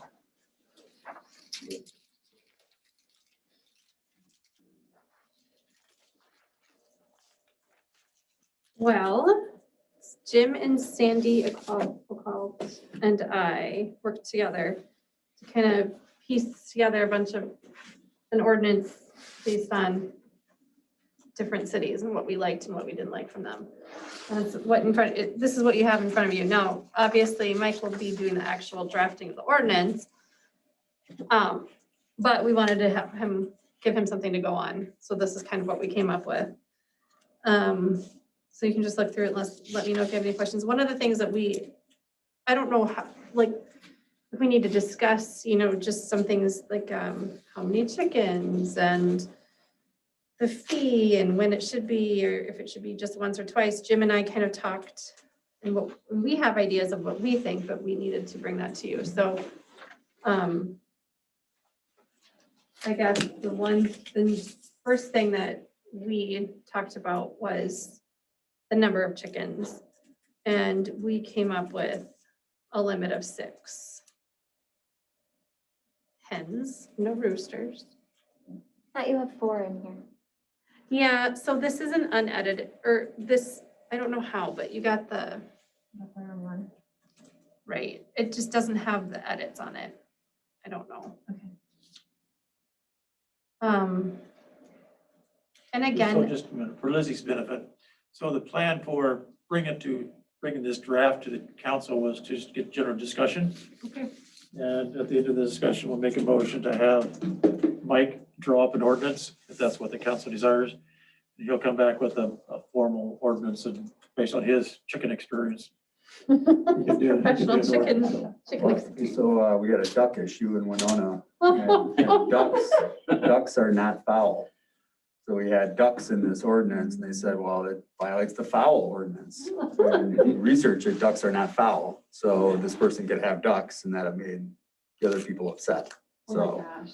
See, so this- you say hens and not roosters, and I say, what's the definition of a hen? What's the definition of a rooster? Do the ordinances cover that? I have it in here. Oh, very good, pretty impressive. Yeah, so- right, I know. So which? So this I always ordinance, thought it was these white are egg and brown definitions. egg, but yeah, we'll have to add Oh, yeah. the definition, these definitions, hen, domesticated chicken, hen and rooster, chicken coop and chicken run. I have all those definitions. I think I sent, maybe I haven't sent this new one to you. All of those are- All of those are defined. So yeah, we definitely define it. I don't know. What are your thoughts, everyone, on number of hens? I think 6 is a lot, personally. I think it is really, Uh, you know, because they have to buy them in groups of 2, is what I've been told. And I mean, I lived 2 doors down from someone who had 4. They may have, what's Rochester's? They have a lot. Theirs is actually a lot. There's more, Yes, it's kind of shocking. They have a very liberal chicken ordinance. but it smelled terrible. I know you Yeah. said It that. was, we've accounted for that too. we had Because big lots. If you have the right bedding, you shouldn't smell them. Right. You really shouldn't. So if they do smell, so the bedding is not changed or whatever, who investigates that? Who's gonna, Yeah, so then we talked about, like, again, I just basically stole this from someone else, but there is, there's like the nuisance, enforcement. and yeah, it's under enforcement. so is this a section of your nuisance code, the way you did it, or is it a separate? Literally, Mike, I just wrote down ideas and copied it from other places, and then I was gonna be like, here you go. Fix it. Do you have a Word document of this? Yeah, it's a Google Doc, but I'll Yes, and I'll send you, and I'll send you the one that Jim and I kind of like edited together, and so like there's both of our work on there, it's real fun. So, but, right, and so that's exactly right, that's why I want to do, as long as we're doing this, we might as well look at the whole pet ordinance, because there's some things in there that probably need to be fixed too. But, yeah, we really kind of go through let's see, where does it say that? Failure to comply with conditions above, which there's something that says something about stinkiness, noxious odors. so I bring it up because there was a past issue, I don't remember what the issue was, but you contract for your services through the sheriff's department. And I don't know if they will investigate ordinance violations or if that's a gray area, okay. There's a fee associated. We did get the fees loaded into the state database here several years ago. We did, So, we did get that done. pardon me? We got that done. The Yeah, fee. we did that probably 3 years ago. But we did take all of our ordinance fees and we loaded into the state database. So they have access to on their computer if there's an ordinance fee, if they see something. I thought that was something that was still not complete. I'm sure we can check it out somehow. But That was our plan when we did yeah, it. I remember I brought that up and people were like rolling their eyes, like, we're never gonna do that, but. That's So there's why I was wondering. there's 2 issues with that. Like, number one, you have to have the police have the ability on their computers to charge it because it's all e-citations now, which is what that was all about is. Yes. Have you uploaded your parking tickets? So how do you write a parking ticket if it's not uploaded onto that system? Because they don't have the ability anymore to just handle a ticket. Police haven't done that in a long time back in Minnesota. So that's one issue. But then the second issue is what is your contract? You pay the sheriff's department for services. Right, a contract every, And so, you can upload these things into the system, but if they get a call for a chicken coop violation, then do they investigate that? Is that part of our contract for services with them? Well, Well, if we do get a complaint, then we have a complaint form that we go through that remains anonymous, and we track it at City Hall, we send them a letter, we send them a second letter, and then after the third letter comes to council, we take action either to remove the hoarders, junk and bill, or remove the yard and build the owner, so. So you just, that, I mean, that's a civil enforcement action though. That's not a criminal. So there's two avenues, criminal or civil. I mean, if it's part of your nuisance code, you can always do that for a nuisance. If that's onerous just for a chicken coop, that's not changed correctly or whatever, you know, that's a onerous process for just something like that. So I always look at any time an ordinance like this, you know, comes, you know, I'm drafting one, I always look at how is it going to be enforced? And, you know, is that a reasonable method of enforcement? Is the city actually going to be able to do that? You know, Well, that's what they're proposing in their proposal here. If, depending on the violation, the council can revoke. Any person whose permit is revoked shall within 2 days or humanly dispose of all it. Any person violating the conditions will reimburse the city for all costs incurred by the city to enforce the conditions. so you're doing it as a permitting structure. To have chickens, they have to apply for a permit, get a permit, and then the city council can revoke the permit upon evidence. And that evidence will have to be gathered by somebody, assuming the sheriff will, you know, go there, write a report, interview the people or whatever. They'd submit it, attach it to a resolution, and then you would vote to revoke the permit. No different than like a Like a transient merchant, dog or something. transient merchant permit or something. In our case, sometimes we have public works go and take pictures of the property Okay. and bring it back to council. So Mike, are you saying instead of having a permit, just having the ordinance out there with the fines Well, there's, and not doing the permit, and then that way there would be, let's say if there were chickens that weren't taken care of and there were complaints, that they would be ticketed by the sheriff's department and it wouldn't come to the council? usually it has both. Okay. Usually it has both. And so you try criminal enforcement first. They don't pay the ticket, or, you know, then it goes to collections, or they pay the ticket, but they keep doing it and get more tickets. And the whole idea is to gain compliance, not to charge people money, you know, so you give them, this is all criminal law, in fact. So you give them a ticket, you hope that changes their behavior, but at a certain point you want to revoke their permit.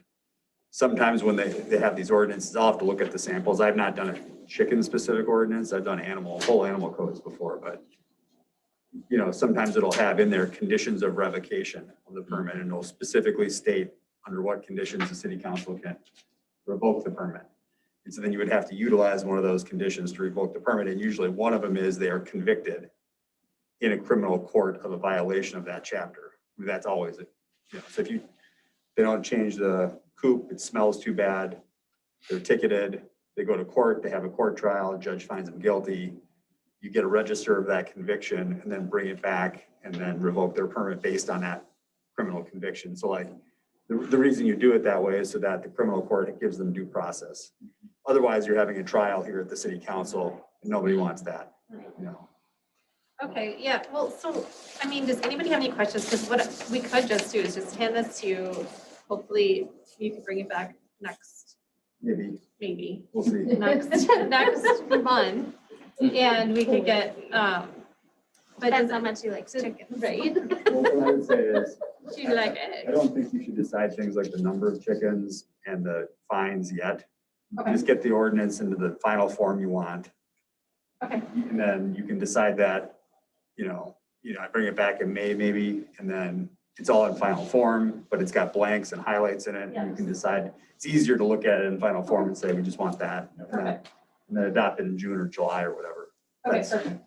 That's perfect. I will send this then to you. And then what about changing the current ordinance, which is So, on our next, sorry, I moved on to the next Just one agenda. comment about, the one comment that, from what you proposed, is called this, it says structure.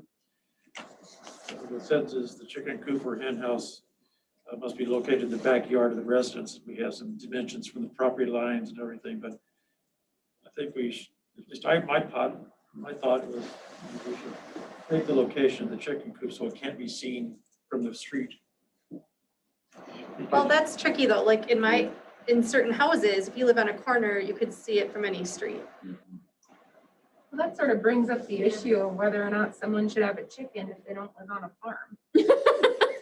Right? I mean, it's an agricultural animal, and if you don't have the space to have the chickens, should you have the chickens?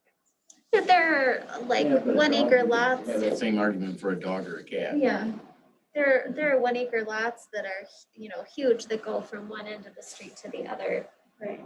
That don't have any woods around them, but are still, good sized lots. Right.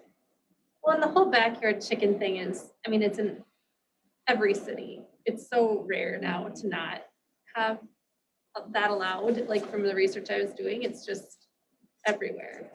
Chickens don't, I mean, a few chickens don't need that much space.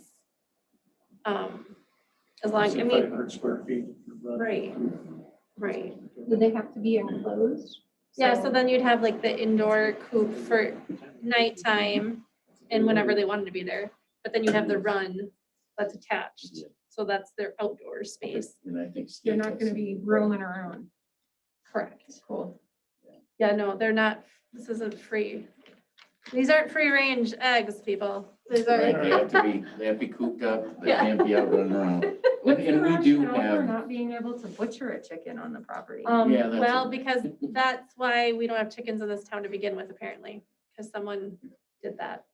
Huh. Well, for all to see. So I Interesting. think that's what happened in the past. On your ordinance comments. Okay. You're gonna talk about the ordinance comments or just, yes, Yeah. should we go through the high level ones, Real skip quick. the ones that Mike talked about? Well, wait, are you talking about the, wait, 9101. you've moved on, because we're just gonna give this, we're gonna give this to Mike and let him do Yeah, I the work. thought you were talking about this. No, you need a the- motion to give that to you. No, you can just, Thank you.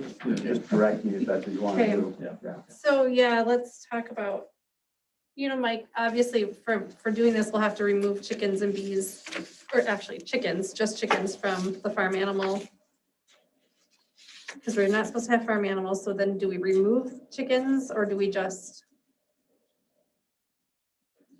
Well, With I'll the look at exception it. of chickens, yeah, so just make sure you look at that, and then I noticed bees was on there, and I thought that was strange. I don't know, do we need to have bees? I If you think wanna look at people those. should be able to keep bees. What was on there? Bees, we're not, apparently, we can't have bees, Oh, but, I know there are some bees in city limits. right, there's And quite I a know few. people who want bees on Yeah. city limits. And I think we need bees, so I And we don't need really, So, I kind of want to get them, yeah, okay, so we all agree. We have to make a motion. But can we wait until you? work Yeah, I mean, this? so, okay, so at the chicken ordinance, I can draft the chicken ordinance, because I've seen those before, I've read them. Usually they're a standalone ordinance, either within the nuisance section or within the animal section of the code. And so you've got like your dog section, and it's got Right. dangerous dogs, and it's, you got all multiple pet permits, which has come up a couple times. And then you'd have a chicken or fowl, like they do, they need to change the language, but Mhm. bird, chicken ordinance or section of that animal chapter. So I'll look at the way that the other cities do it. Do you have the names of the cities, or can you email me the names of the cities that you've looked at, just The so I know? ordinances, the chicken ones, yeah. Yeah. But So- right now, we're talking about like our Yeah. current animal ordinance. So, yeah, so that's the chickens. I can do that, Okay, probably prepare that, and then delete all other references to the chickens that are currently in the code, if there are any. And just work on that. The animal ordinance is a big project, though. I mean, those are usually detailed. There's a lot to them. I mean, there's, like you say, multiple pet permits. well, no, we have one. What I'm saying is, how do we go about changing wording in it? That's what I'm saying. If Okay. it's a big project to change it, to repeal it and replace it, or just to amend certain parts of it, Okay, without you telling me what you want amended, because it's a very policy-driven area. It's not like, Right. you don't have to have a multiple pet permit, but then you could run into a situation where somebody has 10 dogs at their house and the neighbors are complaining and asking, why isn't the city regulating this? They're running all over the place. So it's kind of a policy question as to whether or not you want to regulate that, or whether you want to have licenses, or whether you want to have, what other animal exceptions do you want? There's issues of federal law regarding service dogs, service animals, and personal support animals, they're called. And so those are all protected under federal law. So a lot of the city's codes are illegal in that regard anyway. So we'd want to look at that and fix that. We had a situation in St. Charles where they had a pot-bellied pig service animal. And I said, well, those are cute. Those are like, you know, little cute little, no, this is like a 300-pound pig in a, you know. So there's those issues. So there's all kinds of issues with this. A lot of it is policy driven. I think for tonight's purposes, going through the laundry list of those might be too much. What it might be better is to do it, you know, I agree with you. I mean, I think somebody needs to go through the current ordinance section by section and give me notes on what they want, what the council wants. She did. So has the council Yeah. reviewed that and do you want to? Yeah, it's in the packet. That's what we would like to So, do. okay, so if you've That's what done, we're talking if about. you've done that and they all vote to go forward with those comments, then I can do it. And I think I can at least attempt to, and I'll bring back questions Okay, or issues that I spot, such as the support animal issue. sure. So yeah, obviously there'd be like definitions we need to add, which, but then, Lori had brought this up a long time ago and I have been in communication with Mike too about the license requirements for dogs. And I kind of talked to Geraldine and what are we licensing for? Generally, from what I understand, you're licensing your dog to pay for the enforcement officers that would animal control, which we do not have. We do not have a shelter. We do not have any of the things that we would collect licensing for. Right. I feel like that's just something busy work for the deputy or the deputy clerk and the clerk. And I think it's not something a lot of people do anyway. Yeah. I kind of would just like to get rid of it. And that's kind of what we said with this whole chicken thing too. So just get rid of these permits. Or if you're gonna do it a one-time thing, so you know that, okay, they have chickens or they have a dog or whatever it is. And just let it be up to the city clerk. I mean, but if we're not gonna have it for dogs, I would say we don't have it for other things that are legal in the city limits. That's kind of where I was going with what Mike was saying earlier. If the reason that we need the permit is because of the structure, like, hey, I'm gonna have a chicken coop in my backyard and I need to permit the structure. But then I'm gonna follow all the codes. I don't really need the permit for the actual animal. And I think that's the same thing with the licensing on the dogs. Like if I am keeping dogs at my house and really the citizens page for Orinoco and the like Lost Pets Southeast Minnesota are the two big things that are helping people find their pets. It's not that they have a city tag.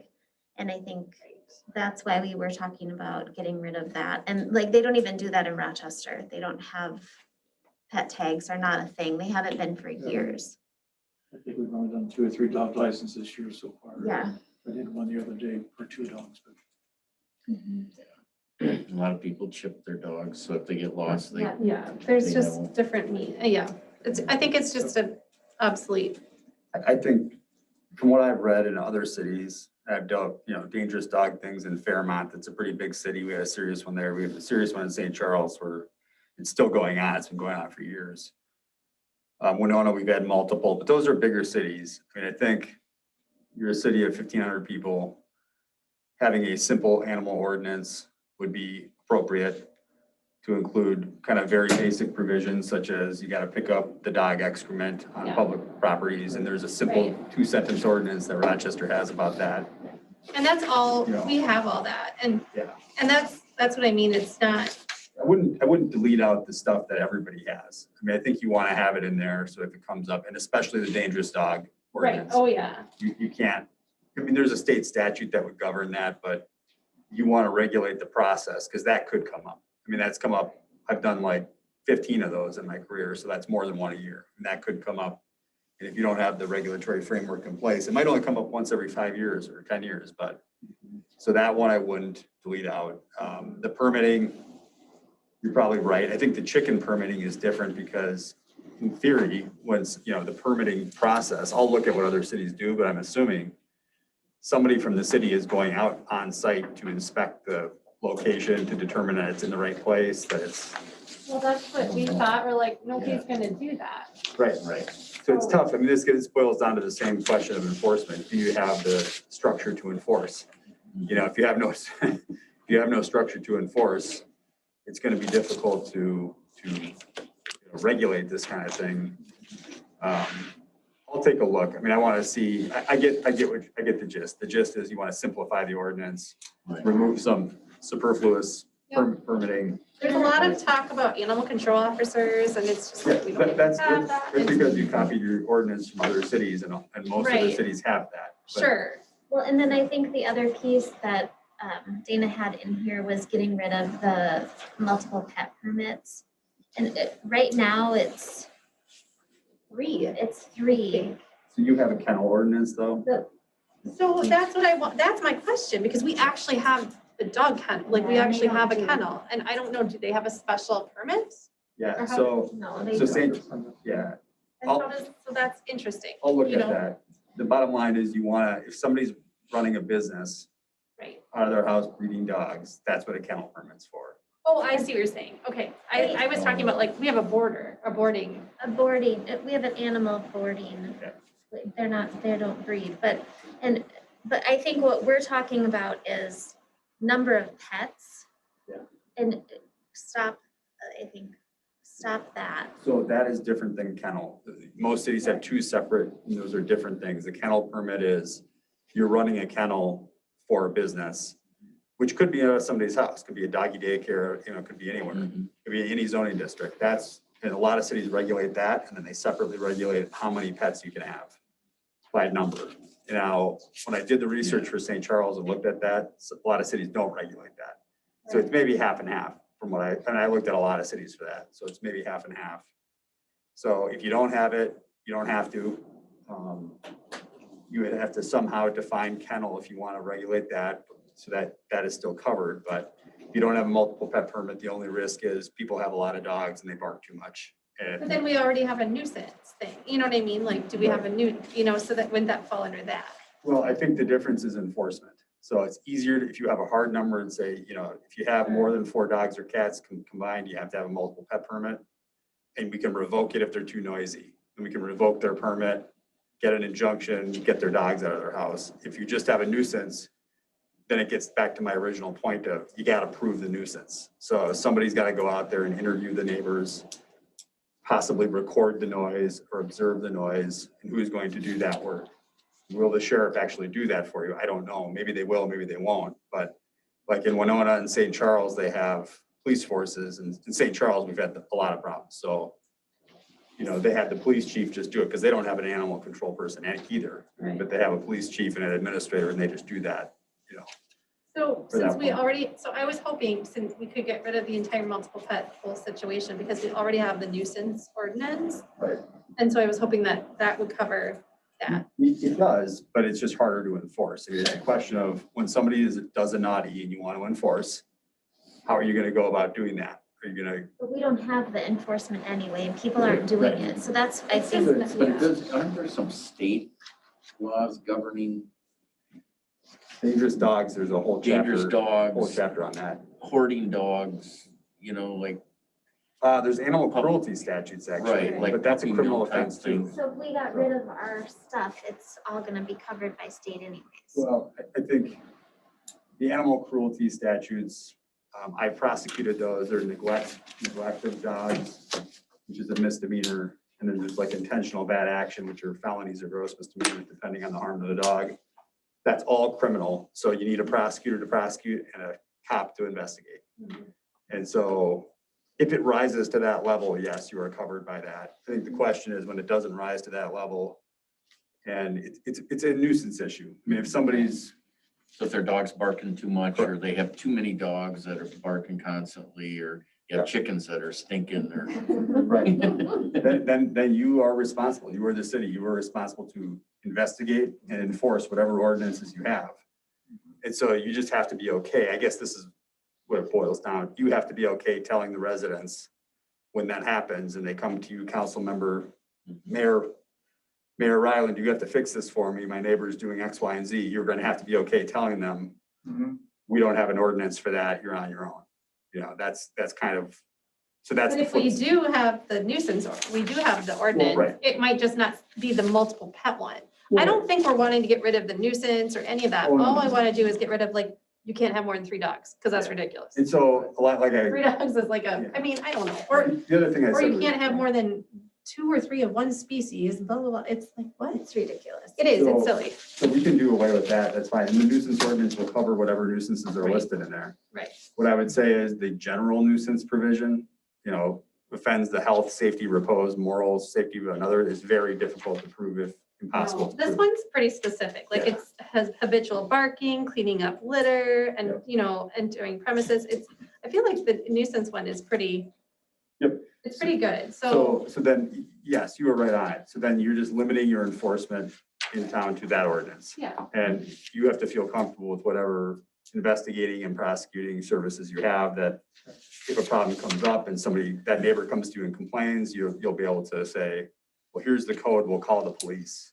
and maybe, And- And that's what you have to, or the sheriff, and that's what you have to do. yeah, and that's what I was gonna say, like, this, it says enforcing officer, we don't have an animal control, so maybe we can insert, you know, the sheriff's department Yes, in there. well, that's what I'm gonna do. I mean, Yeah, so a lot of okay. cities don't have that. Yeah, just clean this up, please. Yeah. And It's a mess, and Mike. maybe it's a situation where, you know, if things become a problem, then we tighten it a little bit more at that point. Well, and that's what happened in St. Yeah. Charles. They then adopted, Yeah. there was a problem, they adopted an ordinance and then prosecuted their ordinance that they just adopted because it was an ongoing problem. Sure. So, Okay, So well, I'll look forward to pass your on that response. information and, I'll try it, and that's a lot though, so I'll look at it. Yeah. You know, we're busy, but I'll try to get something together here. great, thank you. all right. The next item is the next agenda item is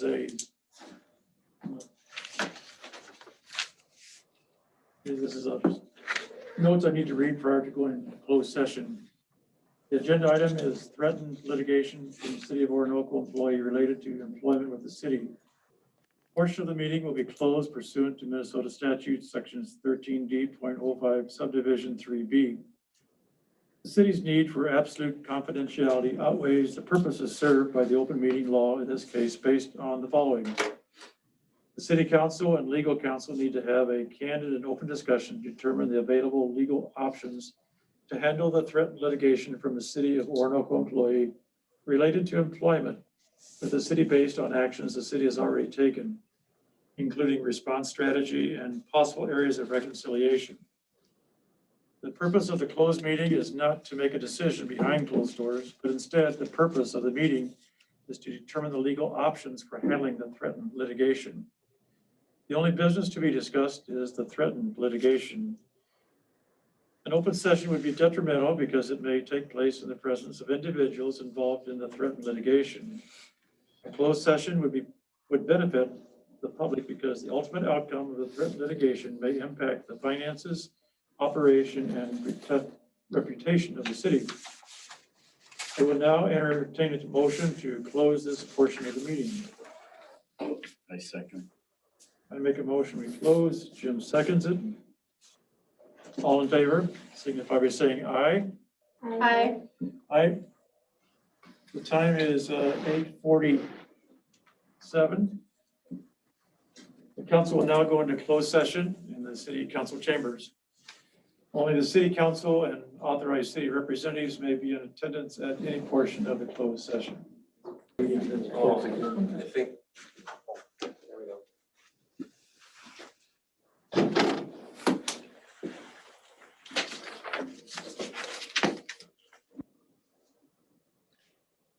Following the closed meeting, the city council meeting is now open. Time is 9:14. Yeah. 20. So we have a motion to accept the approved terms of the settlement agreement. Second? Second. All right, thank you.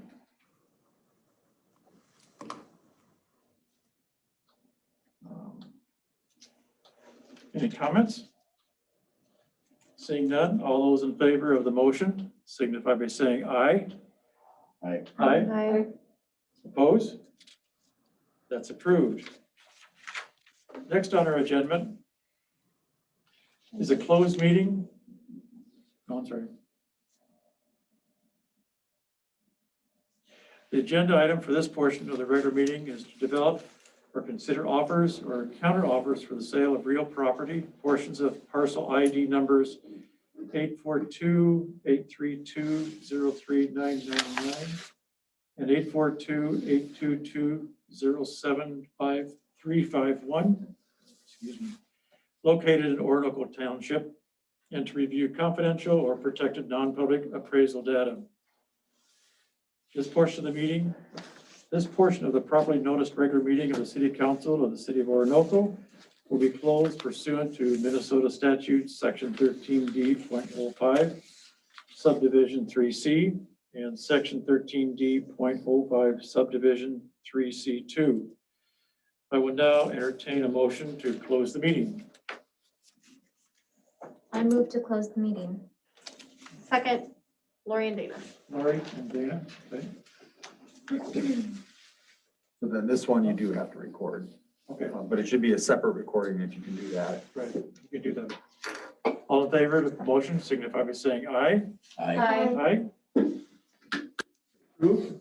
And session, we will now adjourn into open session, and I will entertain a motion to adjourn the closed portion of the meeting and go back to the open session. So I make a motion that we return to the open session. For a second. Second.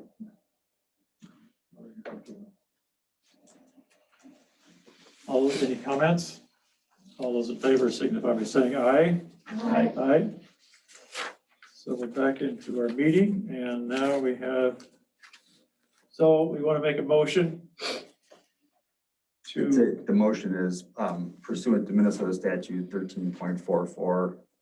You're making a motion that it's in the city's best interest to disclose the appraisal report. Let's just say for the wastewater treatment facility parcel, say it that way. And you can just adopt that. You can just say, make that I'll motion. make that motion. We may come back to you for the wording in case Renee didn't get it. Yeah, I mean, no, Oh, I yeah. didn't. It'll be recorded. Yeah. I second. Second, okay. Any discussion? We appreciate you the extra time to do this. I apologize for the long meeting, but I think we've made some good work, good forward steps here, so it's great. Any other comments? All those in favor signify by saying aye. Aye. Opposed?